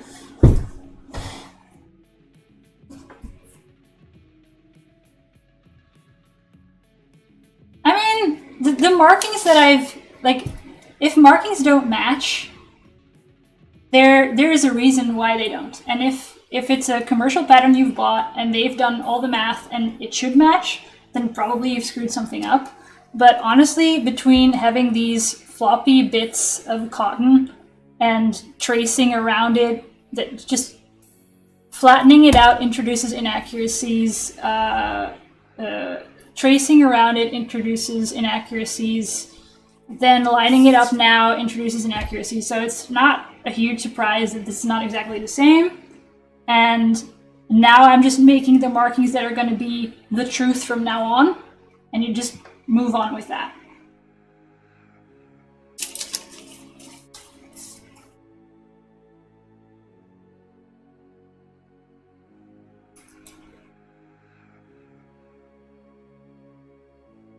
So I'm just going to mark it with purple now because there's too many lines already. And I'm also going to put a marking where this piece ends. So this is going to be where piece 4 ends.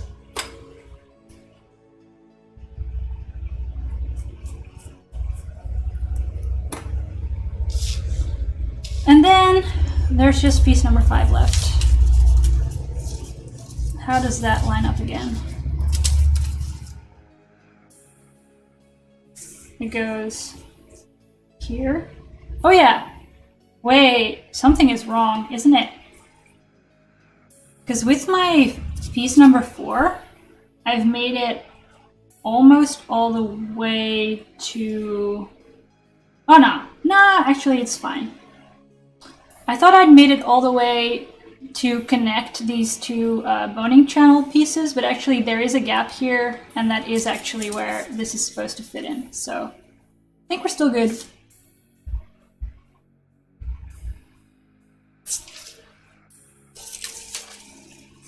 Oh yeah, that pen means serious business. So I'm going to start from the bottom edge here because that's my best guess at what is actually correct. I think this line can be a little bit smoother.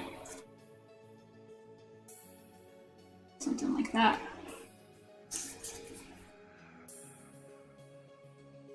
Here we've got 2 notches marking up.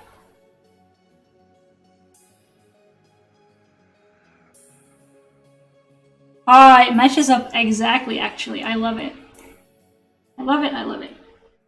So now I'm going to mark on this where it meets that other number 4 piece.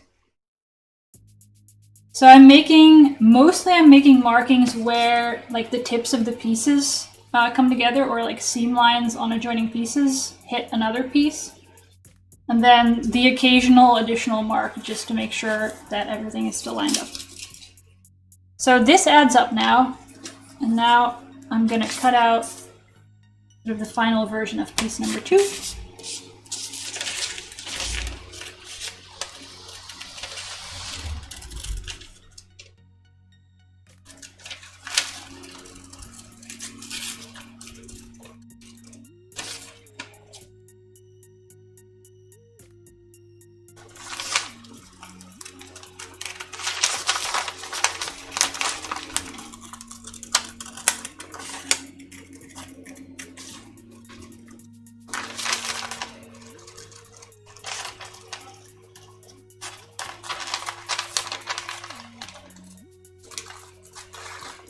And honestly, if you've watched this stream this far, I think you've seen all the techniques that are relevant. So if you want to move on and watch some of the other amazing stuff that's being presented this weekend, you won't be missing out a huge deal.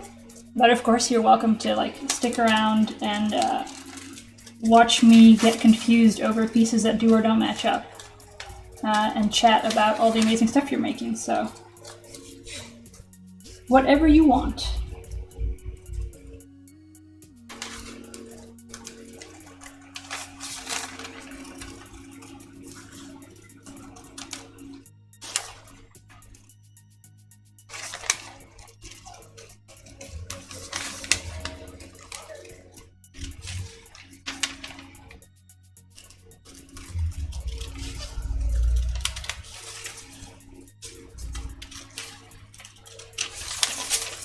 How far am I taking it today? I don't think I'm gonna finish the entire thing before, I don't know, I was originally gonna stream until 5:30, I suppose. I don't think I'll finish the whole thing, but I just wanted to demonstrate the method, and I think I've demonstrated most of it now, so I don't think I'm gonna make it, but I'm gonna definitely quit when I have the whole pattern. I'm not going to do any fabric cutting or assembling or anything like that. So basically, I will just be producing more of this.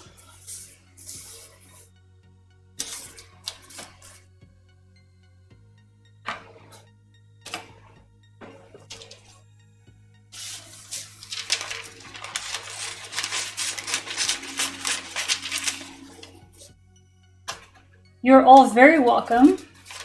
Thank you all for showing up.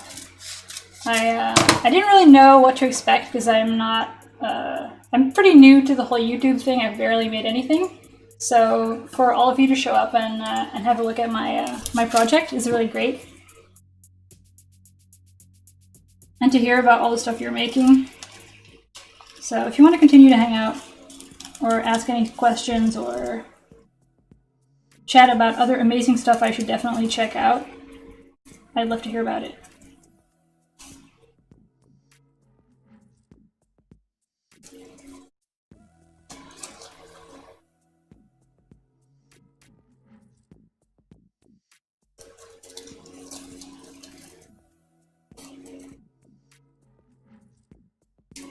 So this piece should fit, actually, this is a bit funky, isn't it? Because I think I've got something like 4 pieces top to bottom on this. This piece goes there next to the 7, I think.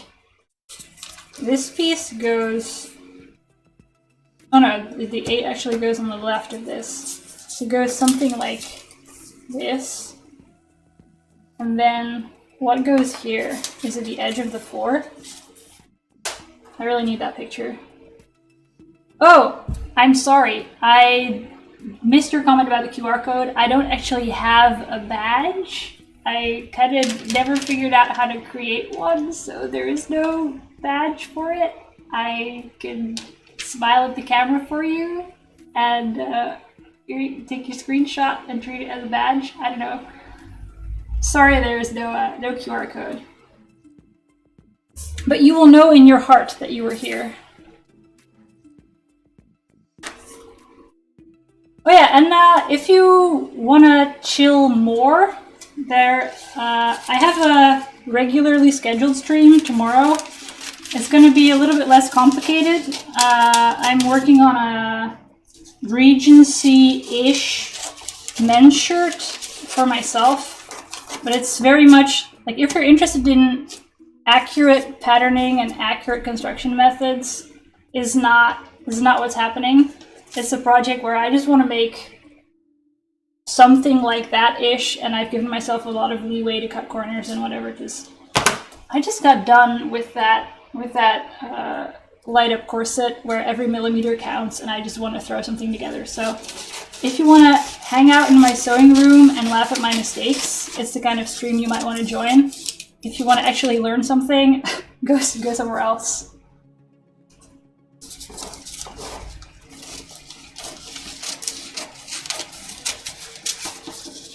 Aw, thanks Amelia for the recommendation.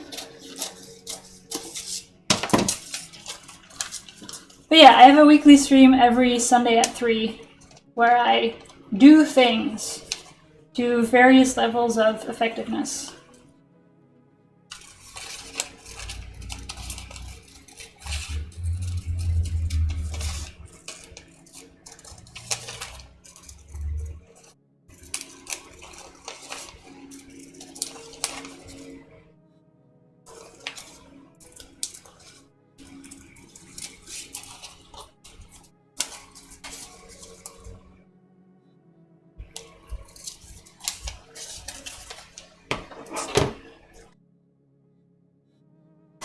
Awesome.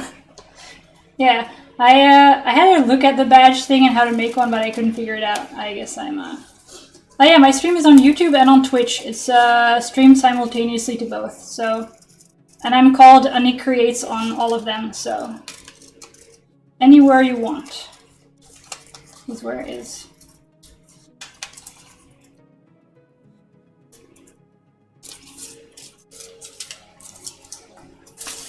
Alright, let's see if I can match up any of this. Got this. Oh yeah, this is where I've got that corner that represents the bottom edge. So I know where to start with my 5.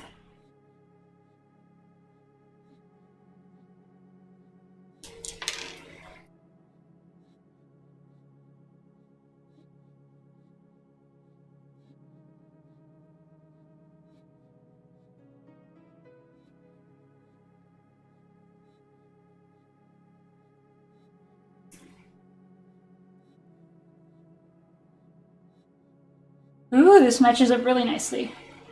I've just walked this entire squiggly edge up to the top, and it's actually a really good match.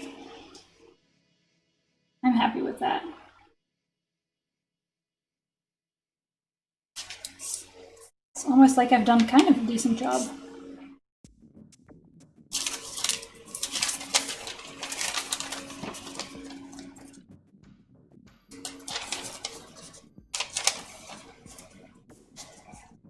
Oh, thank you so much, Cheerful Something Something.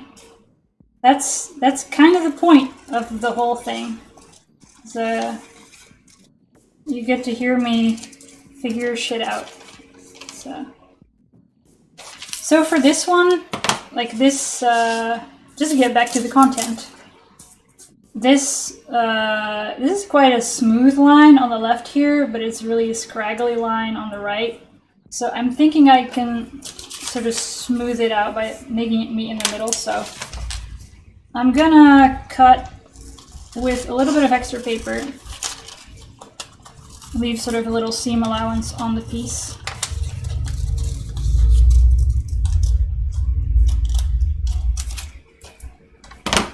So I can be a little bit creative with it.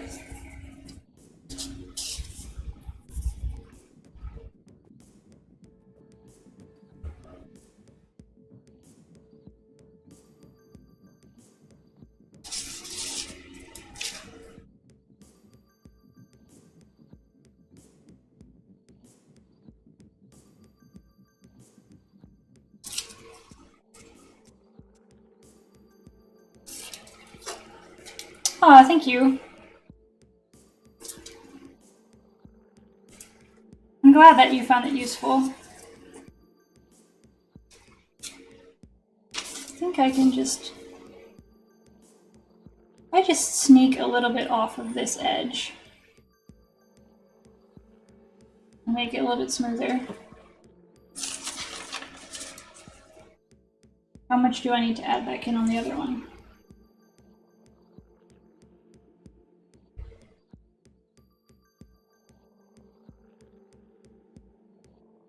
From here to about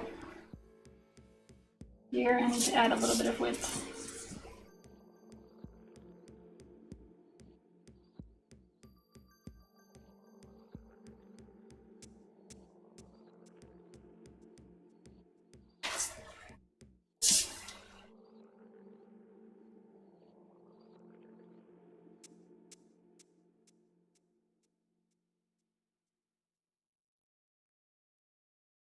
Where am I from? I'm in the Netherlands, so it's about 4:48 p.m. right now. How much seam allowance do I add for putting the pieces together? It depends. Like, if you're stitching these kinds of awkward bits together, I usually add quite a small seam allowance because I don't need the seam allowances to do boning channels into or anything like that. It's really just to hold the corset together. I would cut like 1 centimeter, but also expect that if you're stitching concave to convex curves, you have to like do it right sides together and sort of wrestle it around a little bit. You're gonna end up clipping into the seam allowances a lot, and the shorter or like the more narrow the seam allowances are, the less bulky and awkward it gets. So I wouldn't cut more than 1 centimeter, which is something like, what is it, 5/8 of an inch or something? No, it's less. More like 3/8 or something. So the more awkward shapes you have to wrestle together, the smaller I'd make my seam allowances. And then you just have to rely on the strength of the fabric to carry you through. So for the people who are still following along, I've smoothed out this seam on the 7 and the 8 a little bit. As you can see on the original piece, there is this awkward bulgy curve, and I didn't trace it very smoothly either, so it was really wonky. And then here there was sort of an inward curve. So I've made this piece a little more straight than it was. So here's the outside line is what counts now. So I've added a little bit. And on this piece, I've reduced it a little bit. So the line that's more on the inside is the one that counts now. So I've moved a tiny amount of fabric around, but this makes it a lot easier to stitch together.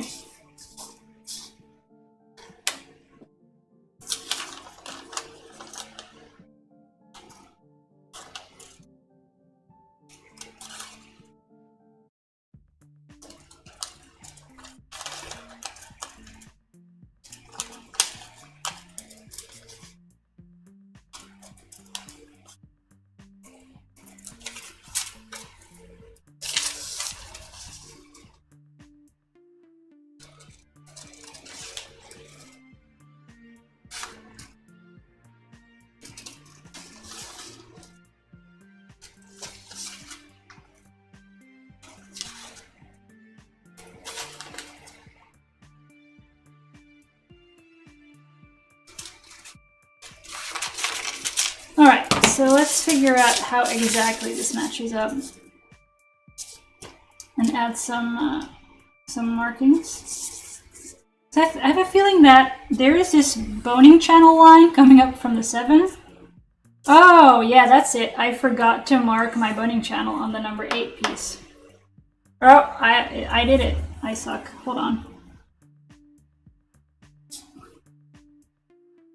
That is supposed to go here and here. Good thing you always have the original to check. You'd hand sew them? The awkward curves, you mean? I despise hand sewing. If I don't have to, I don't do it. And I would rather spend, I don't know, half an hour pinning an awkward curve into an awkward curve and then nailing it on the machine. I don't know. It's probably not even faster. I just hate hand stitching a lot.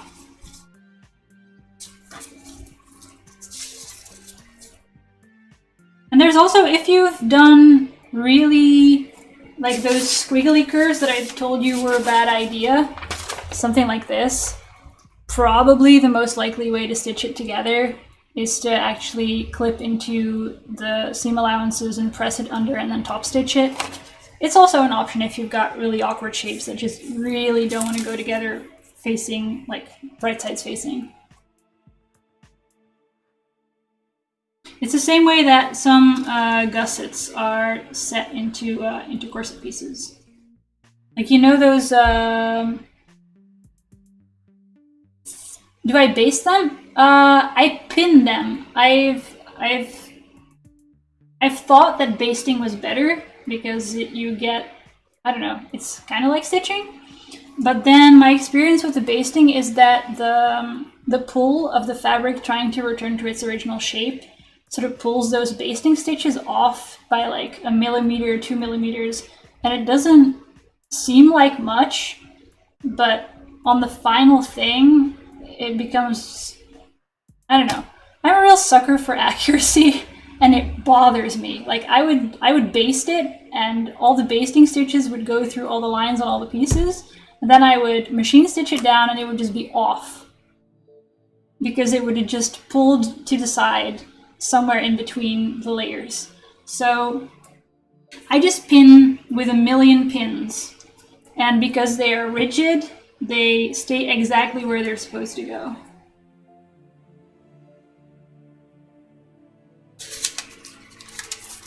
Oh no! I was almost done marking it, and then I wiggled it out of where it was supposed to go.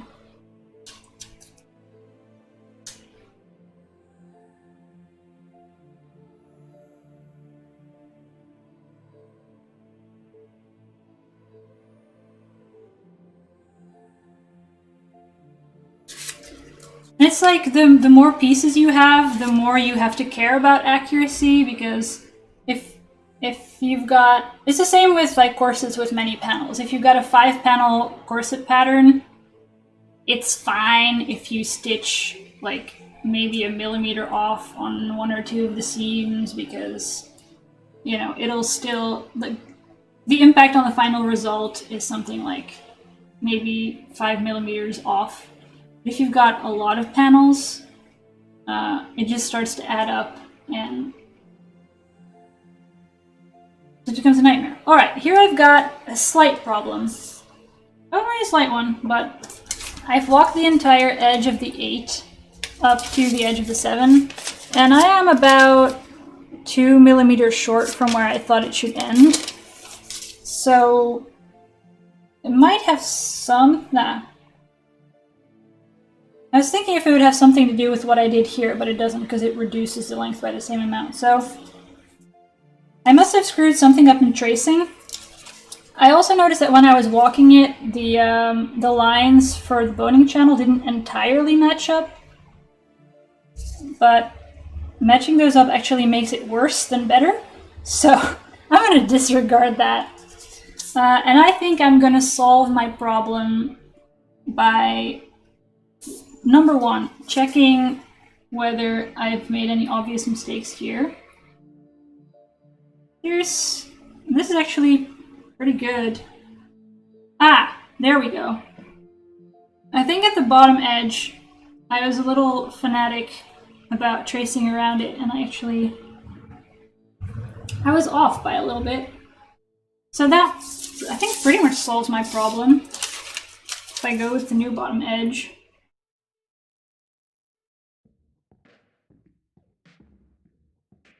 And if I was not able to find something like that, where I'd demonstrably screwed up, I would have probably just taken it out of the bottom edge anyway, because that's where you notice it the least.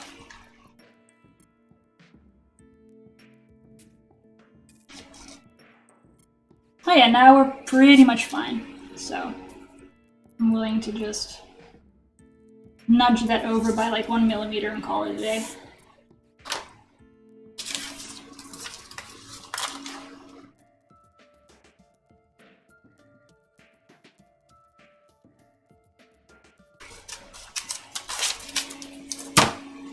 Now, how does this work? Because 6 goes here. Oh, I think there is a piece that I removed here, right? Because I don't have the top piece of this boning channel. Back to the pictures. No. Oh, that's it. So the 6 extends a bit past the edge of that 7 piece because it goes into the corner of the 5. That's it. That's how that lines up. That actually makes sense. Okay, that's good.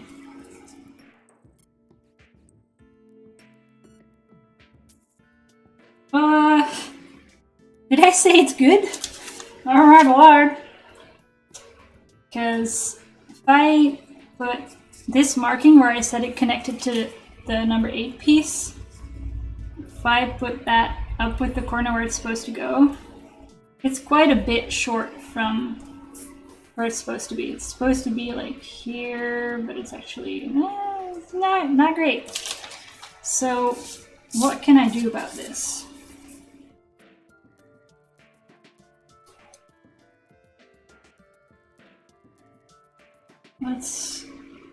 Oh, why is this so different? It's a bit of research into figuring out where exactly your problem is coming from.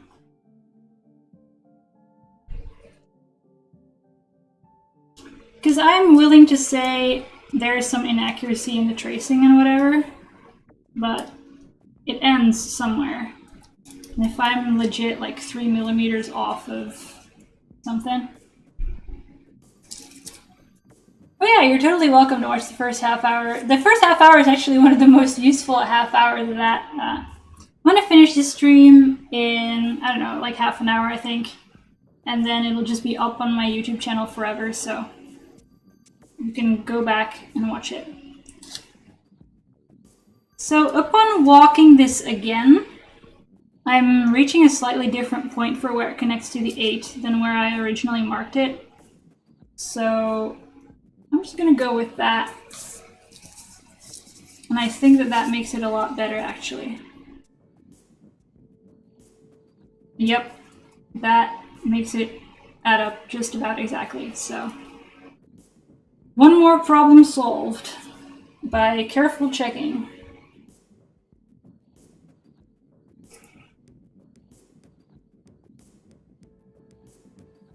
And then smooth this out a little bit.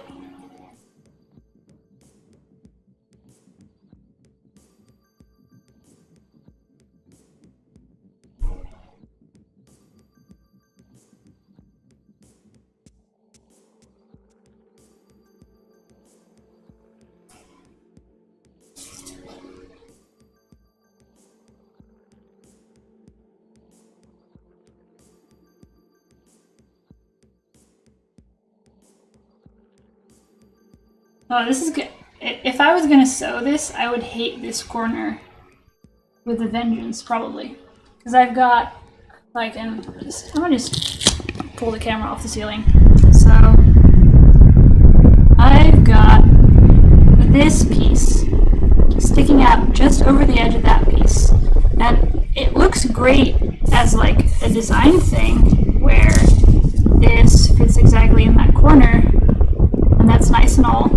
But imagine stitching this where you have to, I think I would join these two pieces together first and then just stitch this to the edge. But then you're having to deal with the fact that here you will have 2 bits of seam allowance from these 2 pieces folded back, joining that seam where there is another seam allowance coming from that side. So this area would be really, really bulky. So I'm kind of considering at this point to get whatever goes here, which I think is this piece. Is that right? I think it is. It goes something like that. And just eliminating this little... It was cute for this to stick out, but it's not practical. So I think I might eliminate this little point from here. Yeah, it is a nightmare, which is why I'm going to change it. So I'm going to cut this little point off and just make this a smooth, continuous thing. And add that little point back into the piece underneath so it's not as sticky outy and weird. So let's do that. Let's not make Lump City. So I'm going to tape you back up so I can have my hands. But basically... yeah, I want to eliminate... I'm going to try to make it nice and smooth again, so it'll fit kind of neatly. So I'm going to cut that tip off of the number 6 piece.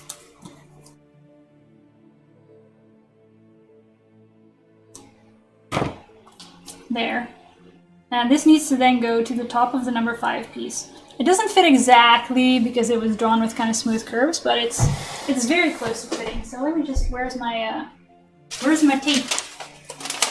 My beautiful painter's tape. Uh-oh. Ah, there we go. Yeah, you can totally follow me on Insta. I have to say that I don't post there much, because I'm fairly new to the whole Instagram thing. But it's Anik Creates is my username on Instagram, so. Oh yeah, well, that's true. The mic is coming out of the webcam, so if I pick it up, it gets all smudgy. So I'm gonna just tape this from the back because it'll look nice. And just sort of add this to the top. There, it's almost like it was always that way. I'm just gonna fold over some of the edges so I can use the paper from the painter's tape to smooth out the pattern piece. You can still see the line where, like, you can still see the original pattern piece sort of translucent inside the tape. So let's cut this into a smooth piece.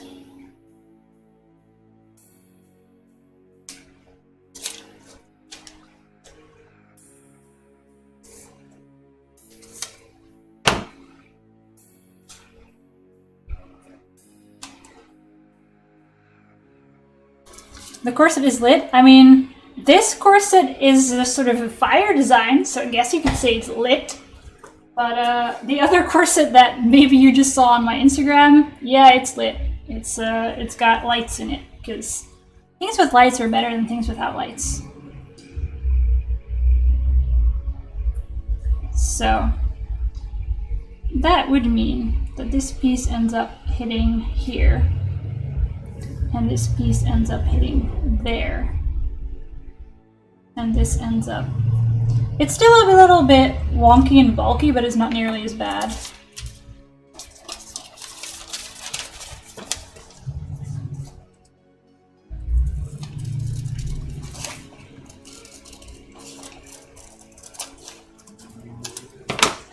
So let's see how this fits together now. This is a lot better. So we've got this making a piece together with that. And then you end up with a little bit of seam allowances here, but there's enough width that you can sort of trim it back, and it's okay. Lights USB rechargeable? Oh no, they're not. The ones I've got are not USB rechargeable. It's just got a battery pack connected to it, and you can just put AA batteries in it and do whatever. I also have a shirt that's got some LEDs in it that I power off of a lithium poly whatever battery, and you can actually recharge those through USB if you have an adapter for it. Anyway, so I'm going to have some seam allowances folded over into this narrow piece, but it's not so narrow that you can't trim them down and stuff them in there. Or you could even just iron them out to the other side. And then it connects to this, and then all of that smoothly connects to this one piece. I think that's a lot better than the weird sticky outy situation I had before.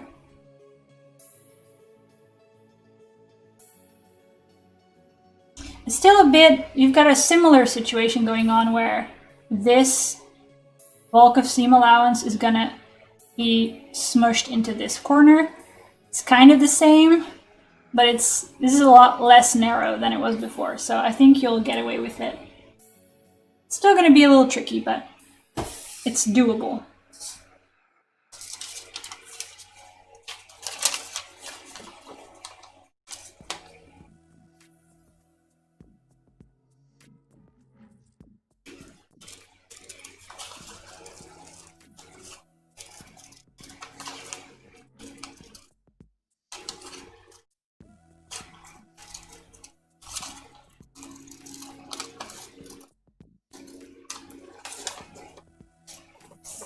I'm not sure I'm ever actually going to make this corset, by the way. It's mostly just to demonstrate the method, but it actually looks kind of cool, so maybe I will. If I did, I would probably... I don't know. I could alleviate this problem a little bit more by just transferring some of this into... I don't know. Just making the line a little bit more like that. Maybe I'll do that. I think it's better. So to move the bulk of this seam allowance hitting this tip, I'm just gonna, I don't know, move that down a little bit. It'll still be the same design, it'll just be a little bit less of a nightmare to stitch. Something like that. I'm just going to tape it together and then cut it apart again. It'll just about fit.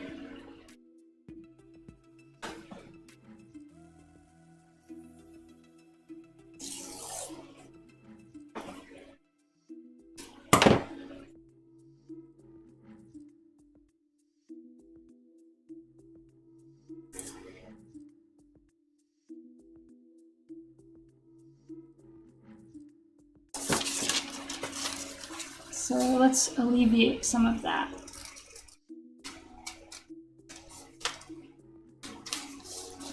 There we are.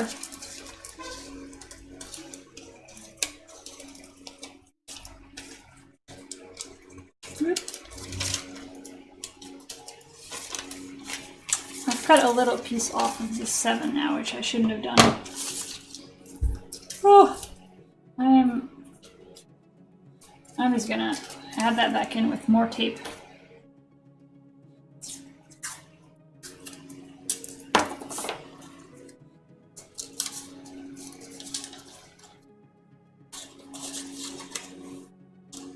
So if you need to add like a tiny amount to the edge of a pattern, this is just a stupid trick I figured out. You take some of the painter's tape and you just fold it generously around the edge, and it just provides you with a tiny bit of extra paper that's firmly attached to the edge without having to like cut additional bits.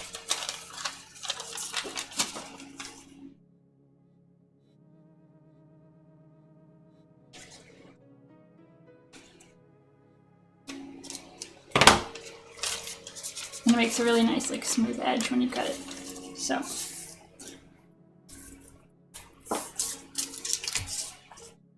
Alright. And since this piece runs all the way from the top to the bottom, we can now go to the edge of the corset.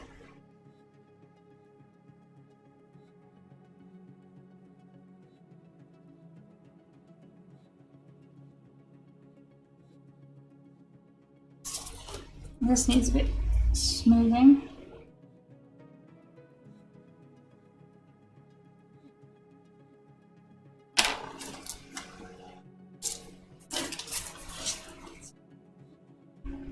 Oh yeah. Like, I'm a firm believer that many things can be improved by the addition of LEDs or EL wire or lights in general, so.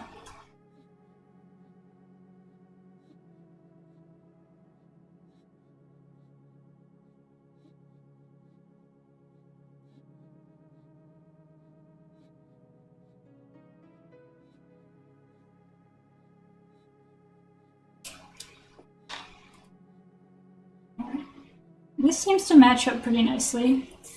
Let's hope that I'm still saying the same thing once I've put the number 10 piece next to it. But now we are reaching the part where I have to trace more pieces because I'm running out of ones that I've already traced.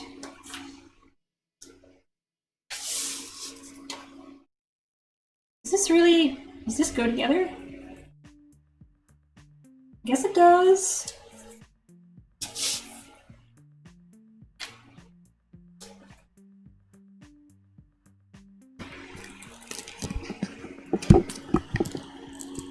Let me just get it. See if I can get it to the edge of the table. There we go. Whether you can put LEDs in your fairy corset? I mean, yeah. I mean, many things can have LEDs put into them.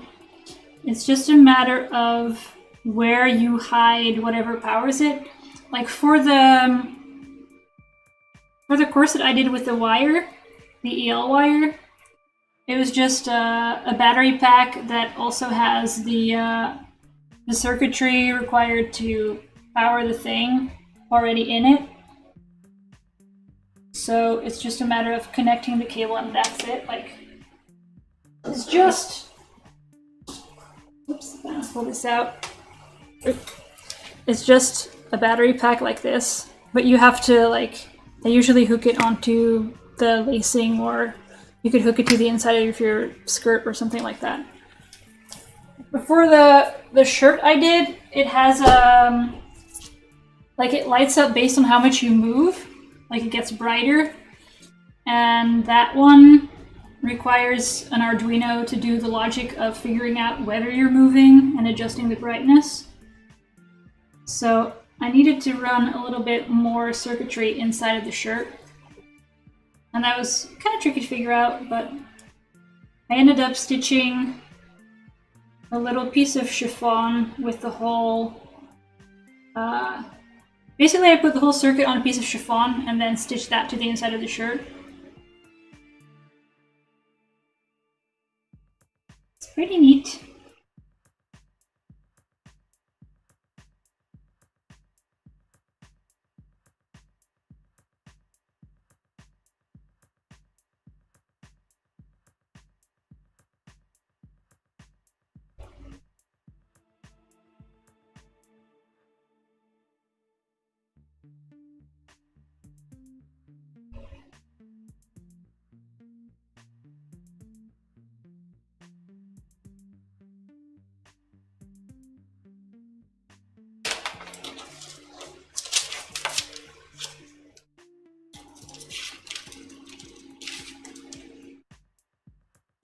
Well, about washing it, you actually can, if you're careful. I used some LEDs and some conductive yarn. Like, you can buy a little spool of conductive thread that you use to like hand stitch it in, but also it's your circuit. And that's washable. And the LEDs I use are also, they're branded as LED sequins, and they're just on a tiny piece of, what's it called? On a tiny circuit board. And the connectors are actually little holes that you can stitch around. So it's very much intended for clothing, and it's washproof. The only thing that isn't waterproof in mine is the circuit board, or like basically the logic unit. I'm using a Circuit Playground Express. It's similar to there's a thing called the Flora or the Lily Pad that are intended to be wearable electronics. And I think those two can actually go in water, but mine can't. So what I've done instead is that I've stitched some metal snaps to the fabric and connected all my wires to that. And then I soldered the other half of the snaps to the circuit board so I can sort of clip it on and off. Wait, I'm gonna just interrupt your broadcast to just grab the shirt and show you.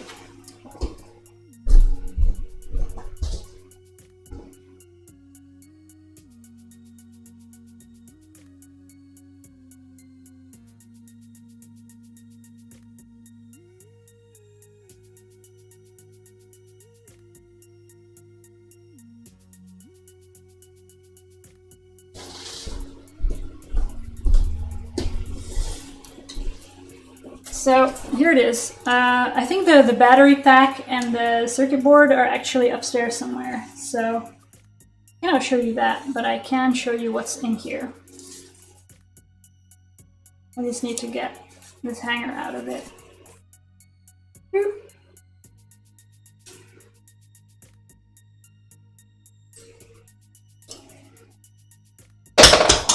All right. So yeah, why not? Why not do some LEDs? I've already covered all the material on the corset pattern anyway. So on the outside, you've just got this sequin, whatever, lace design. But on the inside, there's this, which I'm not sure is particularly clear. But basically, this is the conductive thread. I've just hand stitched it in to the LEDs that are on the reverse of the... It's a little bit difficult to show. Basically, all the wiring is on the back, but the actual LEDs are stitched on the front of this little piece of chiffon. And then I've hand stitched them down to the shirt so that they stay in their position where I want them to be within this like lace thing. Here you can see one of the RGB LEDs poking through. And the other ones are some like in this little corner, there's an LED shining through the fabric. And I wanted that to be neatly lined up, so I hand stitched it down. So basically here we've got, I think this is 3.3 volts, and this is ground. And there's an LED between here and an LED between here and here and here. And then these in the middle, they're wired separately with a coated wire. This is not intended to be used in clothing, but the problem I had was that I wanted this outer ring of LEDs to be powered, but also these two in the middle. And if you cross the wires, it gets really awkward and short circuits and whatever. So I ended up using this insulated wire and just stitched it down with...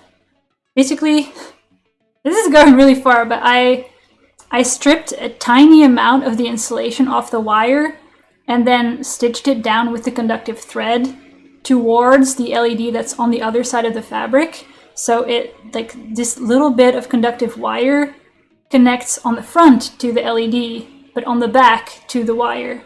And that's how those get powered. And then here I've got the snaps. So I've got some like output and ground wires running into these metal snaps. And here are some that are just there for stability. And the circuit board is round and it just clips onto those snaps.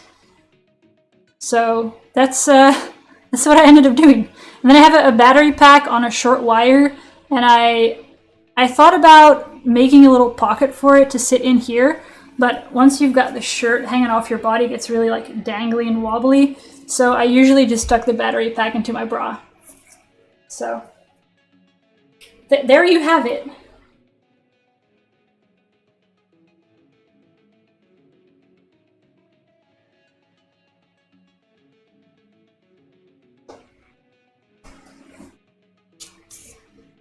So yeah, Arduinos, they are great and also very suitable for costuming, I swear.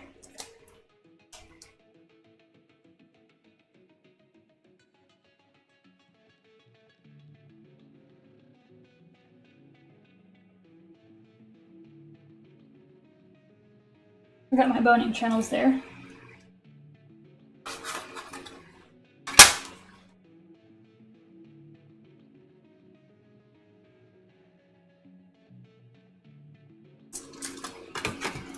Let's see whether this matches up to anything. Better than the QR code? Well, I'm glad to hear that. They're wired in parallel because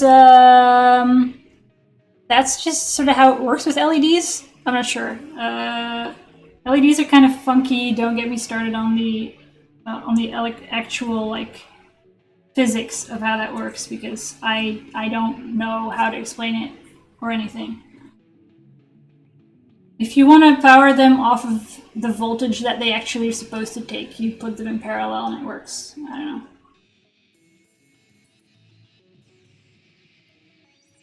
I guess otherwise they split the volt. If you put them in line, they have to split the voltage between them, and the output voltage is just like 3.3 volts. That makes sense. I remember high school physics.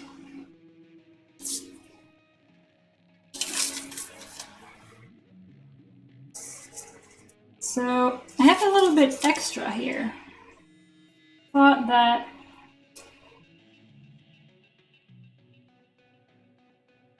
I have some overlap.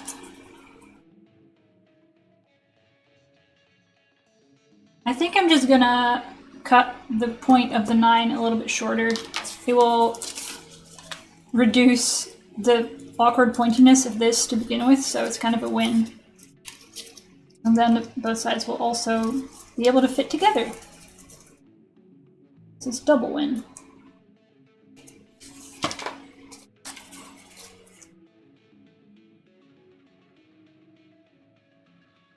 Like, I think I was decent at circuits, I just forgot everything. I used to know the formulas and doing like those calculations for resistors and that sort of stuff, but I'm rusty. Alright, so this kind of adds up.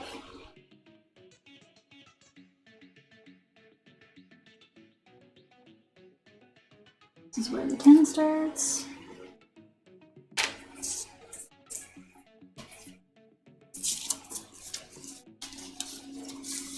Oh yeah, it's been ages. And honestly, starting with the Arduino stuff has kind of made me need to revisit it, but I just sort of refigure it out long enough that I can make something and then I forget about it again.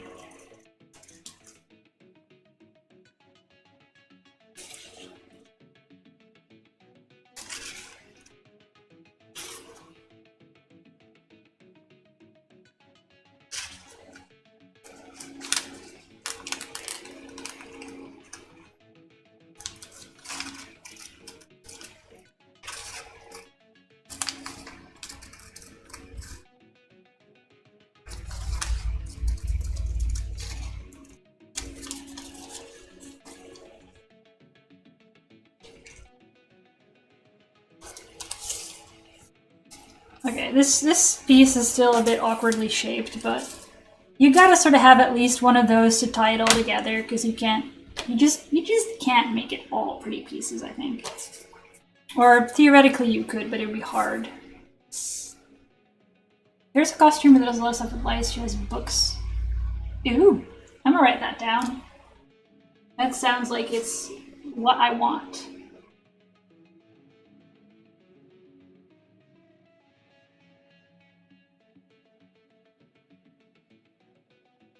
I also love watching just random crafts in general, like Adam Savage from like Mythbusters, from, you know, who remembers that back in the day.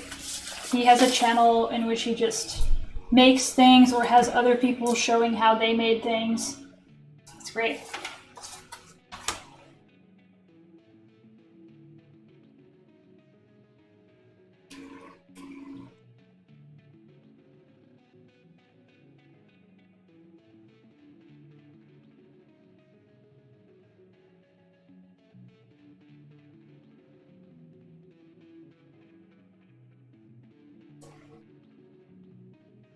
Yeah, I'm definitely gonna check her out. It sounds like the kind of thing I want.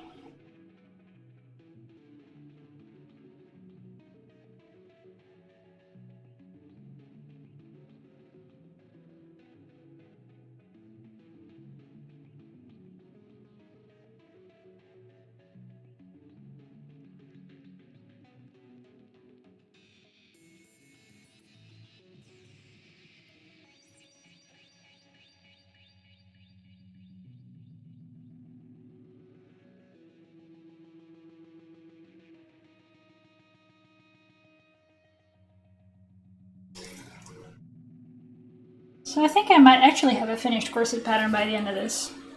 It's better than I expected.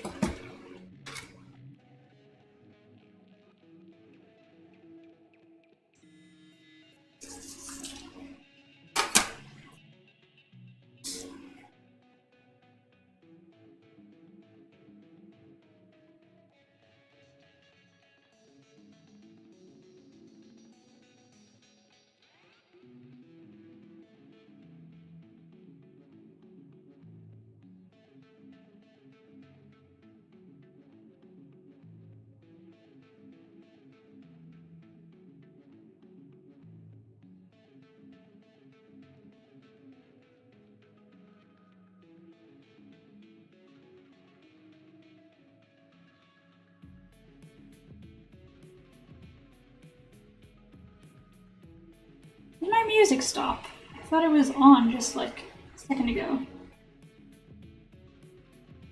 Fix that in a sec.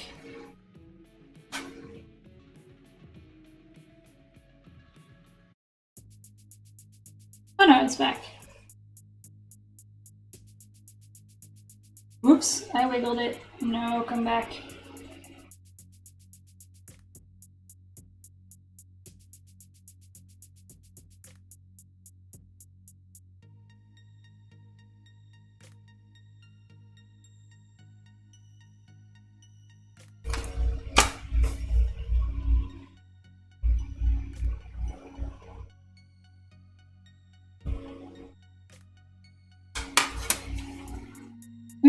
Oh, and my boning channel, right?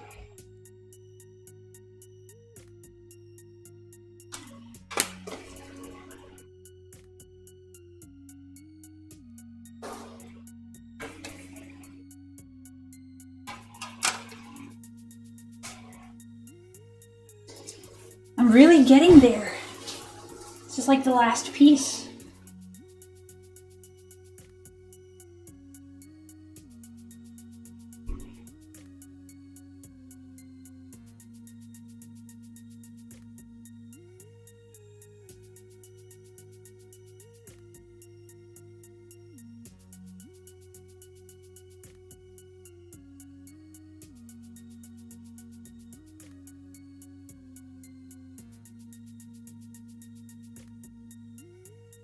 So for the people who are still here, I've been watching a lot of awesome stuff in the past 2 days, but I haven't seen everything. What are like the best videos you watch from CoCoVid? that I should definitely check out if I haven't.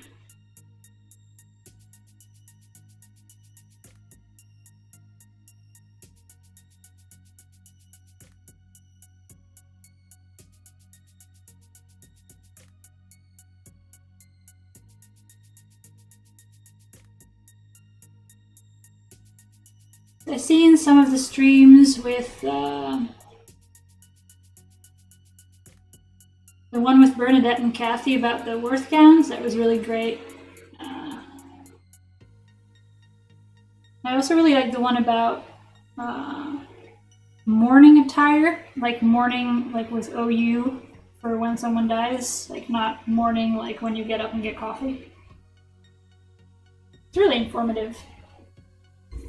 I forgot who that was by. I think it was... Ooh. I should check that before I make false claims.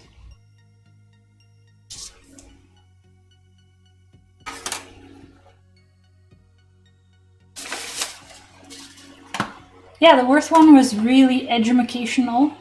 And the one I was talking about with the... It's from Cat's Costumery. What Widows Wore, the Victorian Mourning Dress.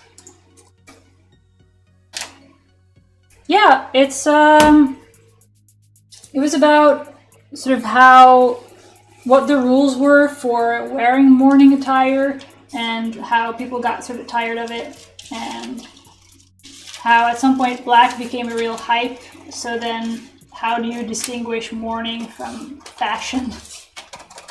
It's really informative.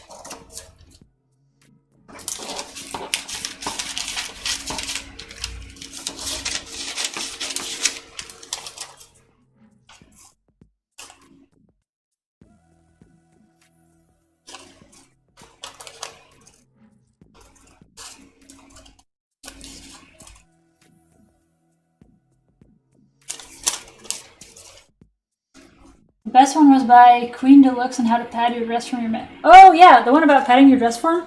I am also kind of interested in that. I recently, instead of padding my dress form, I like chopped it down because I'm quite skinny, and the dress form I had was sort of this average size, whatever polystyrene thing. Like I don't have this dress form is just one of those cheapo polystyrene whatevers.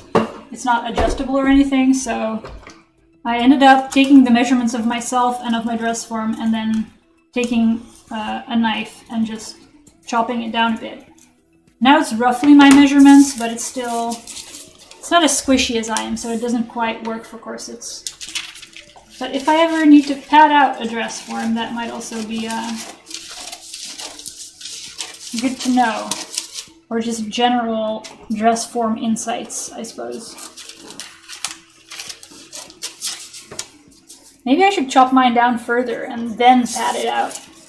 And then it'll be squishy.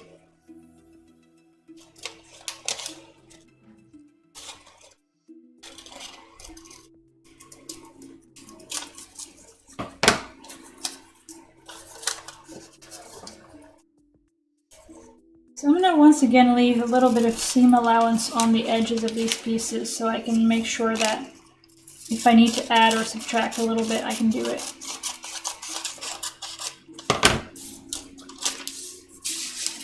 You had a pillow duct taped to your form? I mean, yeah, it's kind of works. The one about Mennonite dress? It seems interesting because they're sort of communities that have really strong traditions. I guess have really specific ways of dressing that are quite interesting to learn about.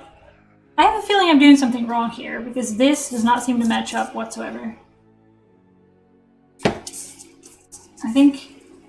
kind of feel like I'm a boning channel short. Because there's supposedly a boning channel running here, but what is it? It connects like, it doesn't connect like that. How does that, where does it go? Oh, wait. Wait. I got this. It goes like this. Right. And like,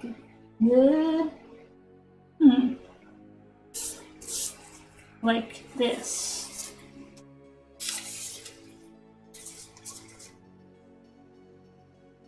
Oh, you're from a Mennonite family, so you get to see sort of your own culture represented. It's really, like, I have to say, there's this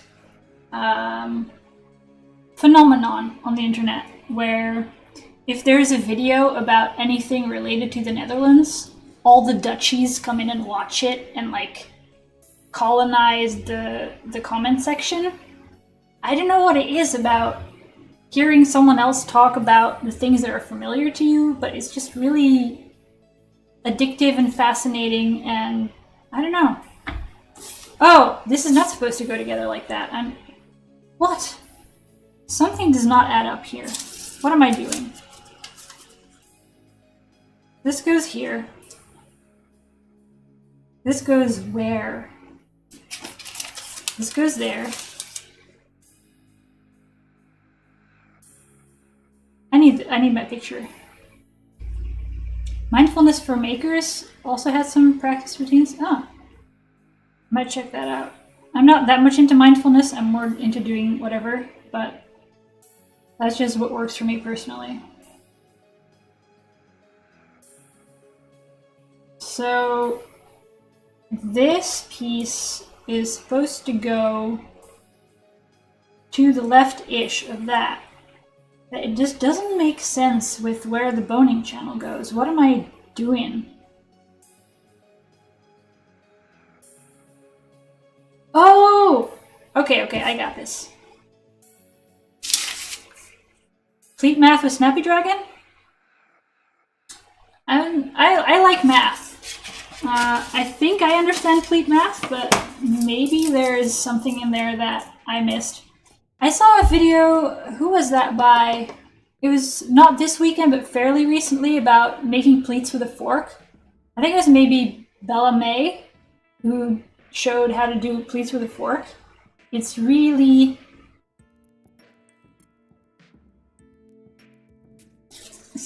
like, how did I never come up with that? Making pleats with a fork. It's just perfect.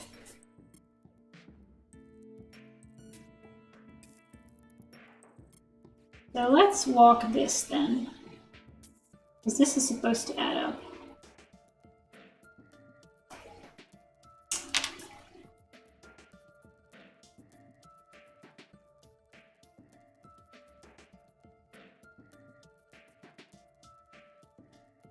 Yeah, it's a really neat trick where you just stick the prongs of a fork. Is that called a prong? I don't know. English. And then you sort of twist it to make a pleat, and it's really, really neat. I don't know. It's pretty good. So this line is really smooth, and I can't really tell where it should stop connecting to this piece, so I'm just gonna quit this and start from the top until I figure it out. Because this goes here somewhere.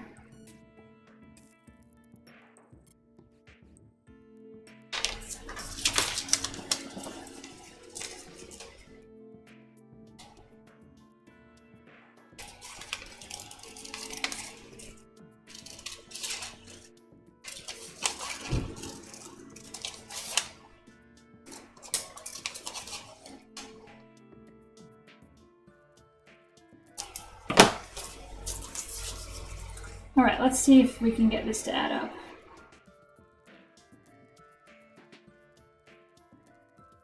Theoretically, it should be exactly the same shape, except for what happens near this seam line, so...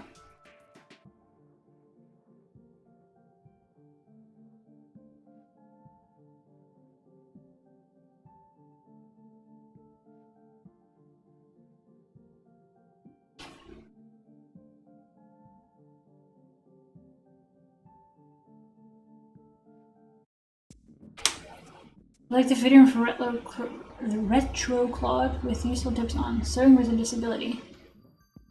Oh, so what kind of tips were there? It sounds like it might have really useful things in general. Just making your life easier.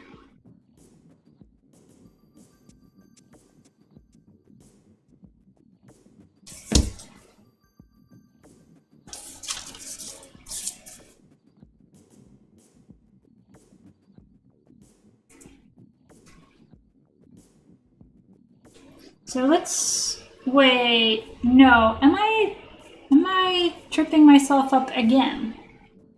Because this does not seem to add up at all. Does it? Where's my picture? Adapting pace. Oh yeah, project management. Actually, sometimes something just needs to spend some time in the corner so you can work on it better later. Oh boy, what did I do? It looks like... Okay, here's for another episode of pattern problem solving. So this piece goes in here, but also this goes there, and then also that goes there.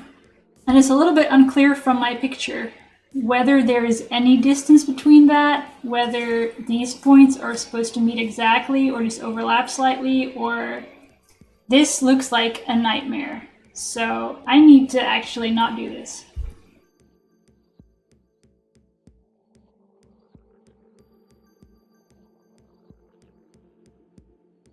Sticking things on yourself to not lose it. Oh, that seems like the kind of thing that I might do. Oh yeah, dealing with UFOs. It's a thing. I have to say now with the quarantine, it's a bit easier for me to pick something up and just work at it. But when I had a busier life, it was kind of really easy to forget about a project and then just quit it. Okay, so I think I've made a design flaw error thing. Because here there's a little gap where, like, these 2 points don't meet. It would be a nightmare if they did meet, so it's not awful. But even then, you have these 2 points that have to flow into this with a weird gap in the middle. I don't think that's gonna stitch nicely by any stretch of the imagination if it's all this pointy. So I'm gonna reduce the pointiness of this piece a little bit and just add it back in on which one? I think I want to keep how neatly straight this is. So I think I'm gonna make this a little bit more curvy.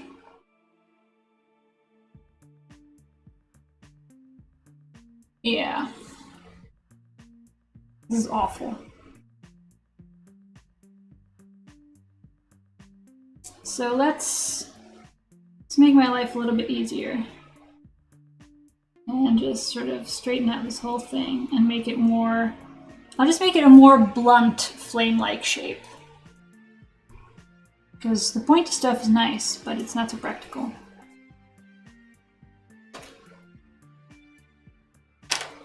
Ooh, that's in the before times. Yeah, exactly. Well, I still have a UFO bin, and I have a bin of, like, projects that I have admitted have failed and that I just need to scavenge for, like, buttons and zippers that are reusable. But, yeah. I have finished things recently, and it's been feeling pretty good. I'm gonna tape these bits together and be done with it.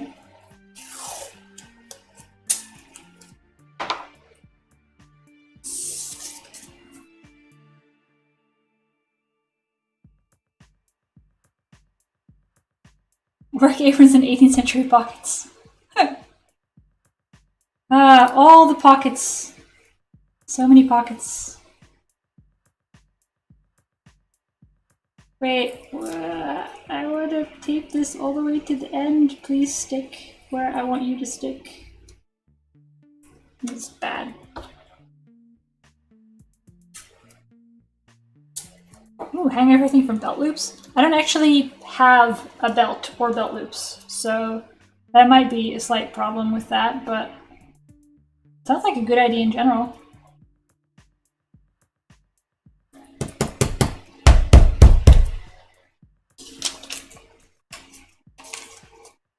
Now let's trim this edge a little bit.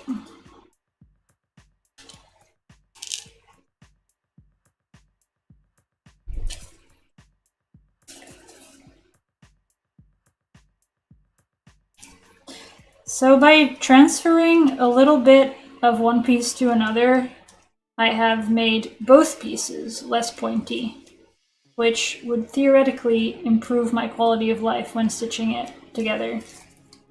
So I think I'm doing okay. Yeah, it might get heavy and really dangly when you get up, though I suppose I haven't seen the video, so I'm not sure if disability means wheelchair in this case. I can imagine that it being dangly is not so much an issue if you're actually seated.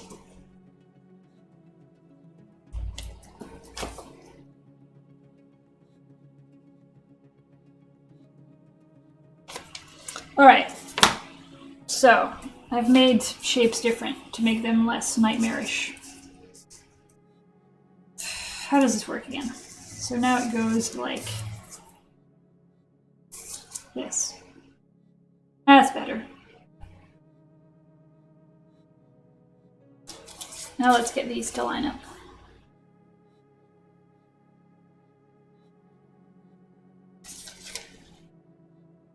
Hooks and bars?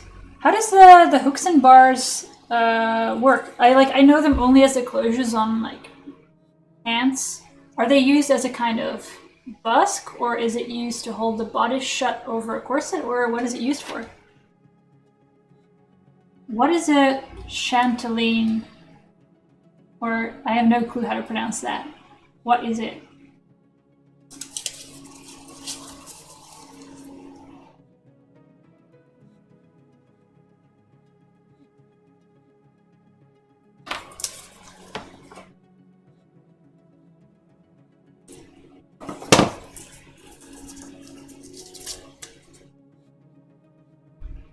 Bodice shut over corset? Oh yeah, that kind of makes sense for hooks and bars, I guess.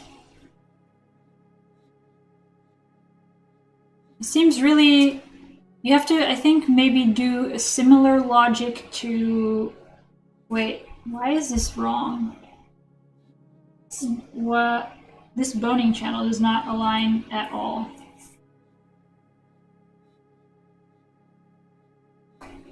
I need my pictures again.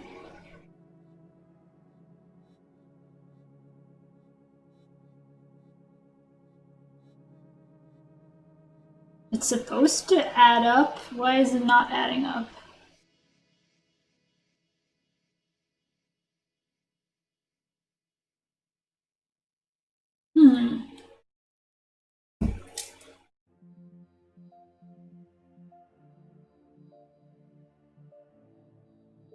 This looks reasonable.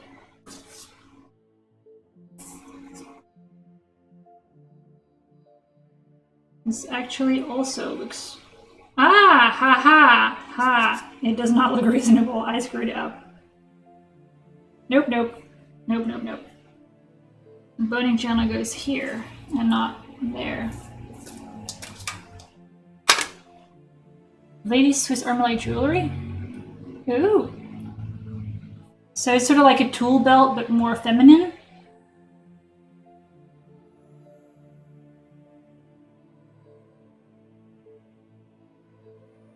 Guess you can still get, well, not the whole sewing kit in a piece of jewelry, but you do have those pendants that have little thread cutters hidden in them. It's pretty cool. Alright, let's try this again.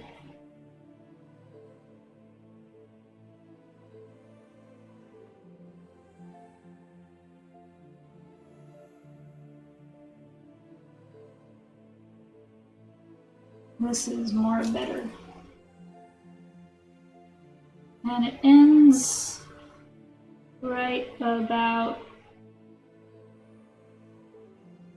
here.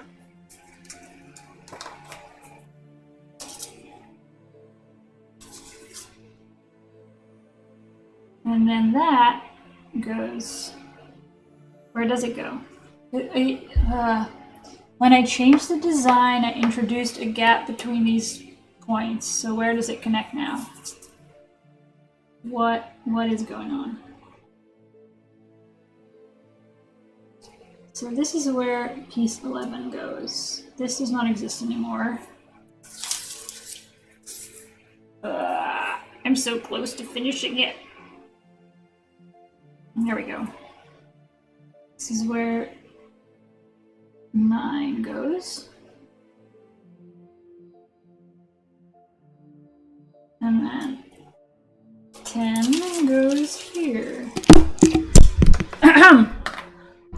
So, that was the duct tape failing. Give me just a sec. That must have been quite a roller coaster ride. Hold up. There we are. Nothing going on.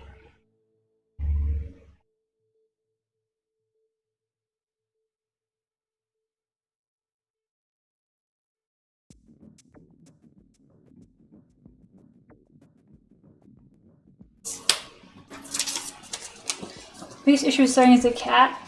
I mean, yes, that's, cats are not the most productive assistants.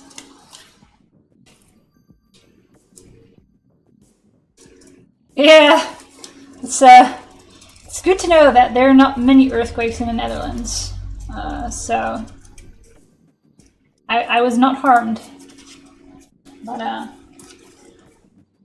that's what you get when, like, okay, I'll admit, I'm here like, oh, my setup, I moved it downstairs, and so now it's all duct tape and cardboard.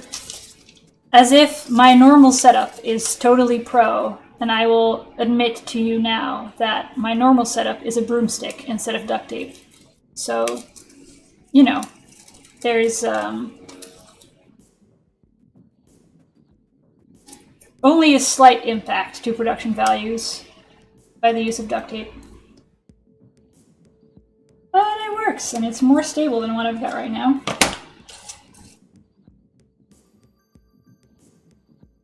Alright, now I just need to finish this piece that goes in there. Let's do it.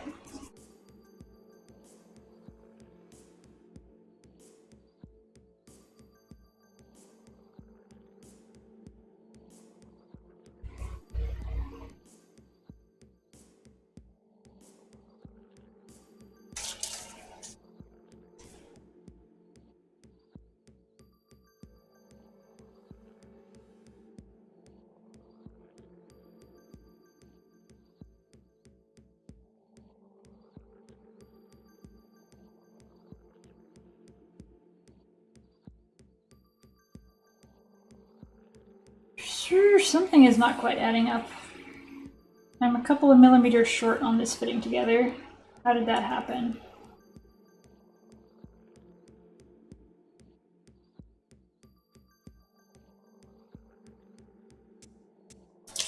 Because now... it's now what? Right, so this length is where I think it needs to be connected to this piece. Except that doesn't actually make for this edge to line up with where I think it should go. Or for it to even be the length that I need, so that's a bit of an issue. I think I'm going to double check whether I screwed anything more up. Oh yes. I mean, I don't have a cat, but I know how nosy they can be.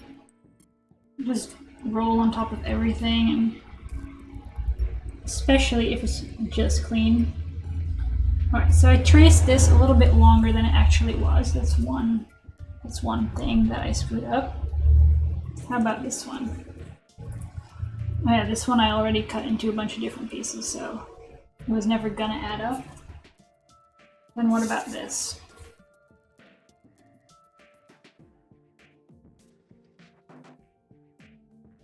That looks pretty reasonable.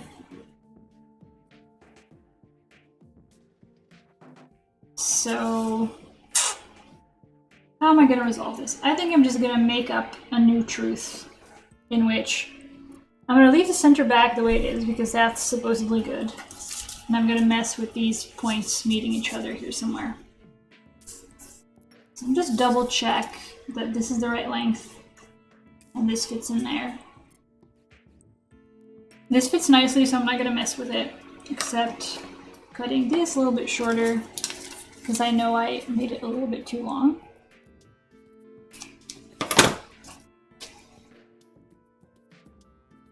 Meaning that this mark moves up a little bit. And then this whole construction needs to go underneath there. How can I make that fit?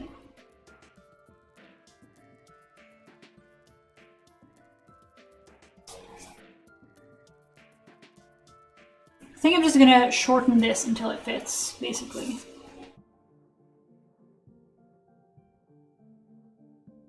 And I'm a little bit disappointed that I haven't figured out exactly where I screwed that up because it's off by quite a bit. But, such is life sometimes.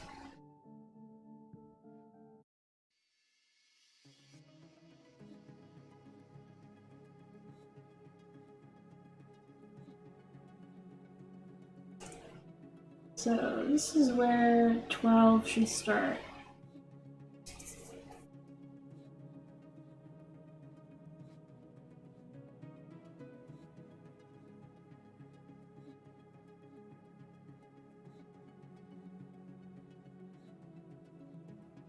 This actually suggests I need to make it longer. How does this even work? Oh my god. I can't brain anymore.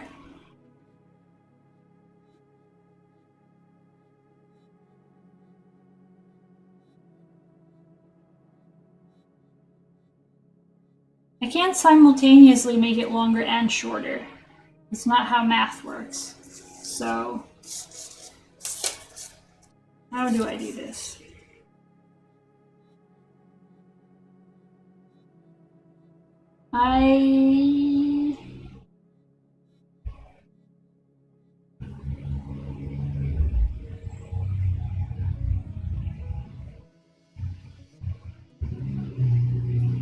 I pretend that this joint is correct, and then make the other thing match that somehow. I think by just making this corner a little bit less round, I can gain a little bit of width.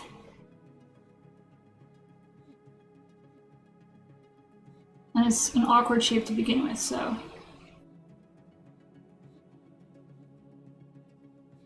I'm adding a little bit of, I don't know.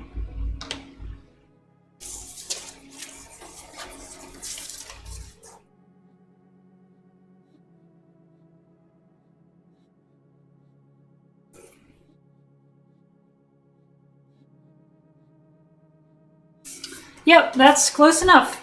So I'm gonna cut the final piece. Yeah, I haven't had it for a while.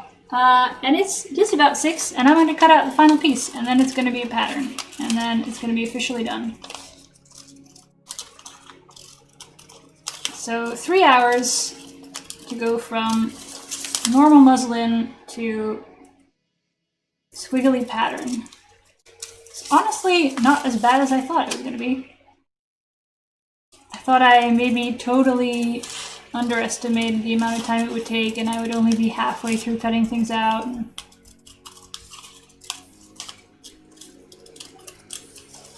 It's not awful. So let's lay it out and have a look at the final pattern.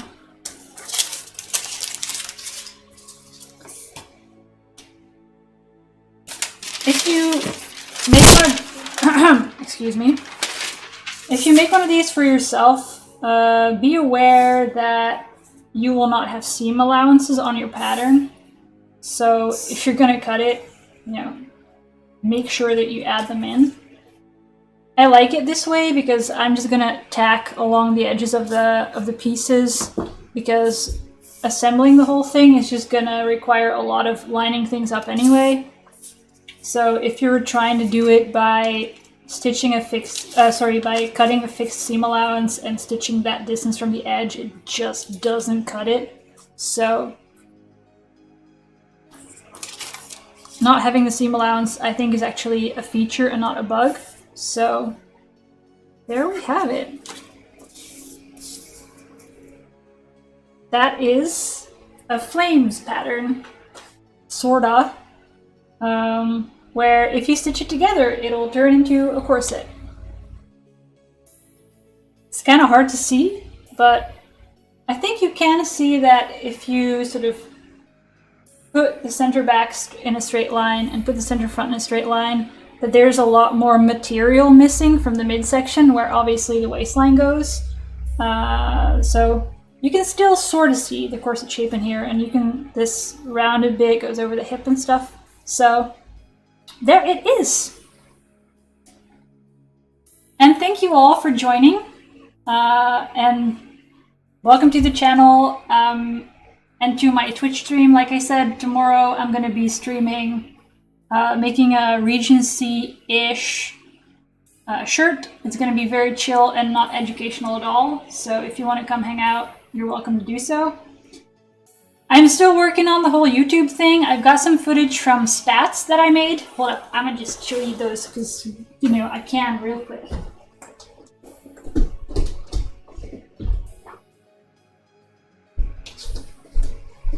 I made these recently because these pumps just don't really stay on my feet at all.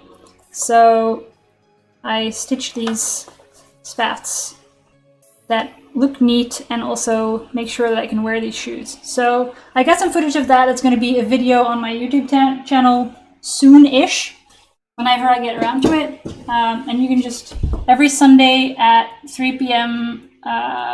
European time, which is whatever time this stream started in your time zone, is the time that I also stream on Sundays. And I'll see you there. So thanks everyone for showing up, and enjoy the rest of CoCoVid, and I'll see you on the Discord or in the comments or wherever I will meet you. Have a good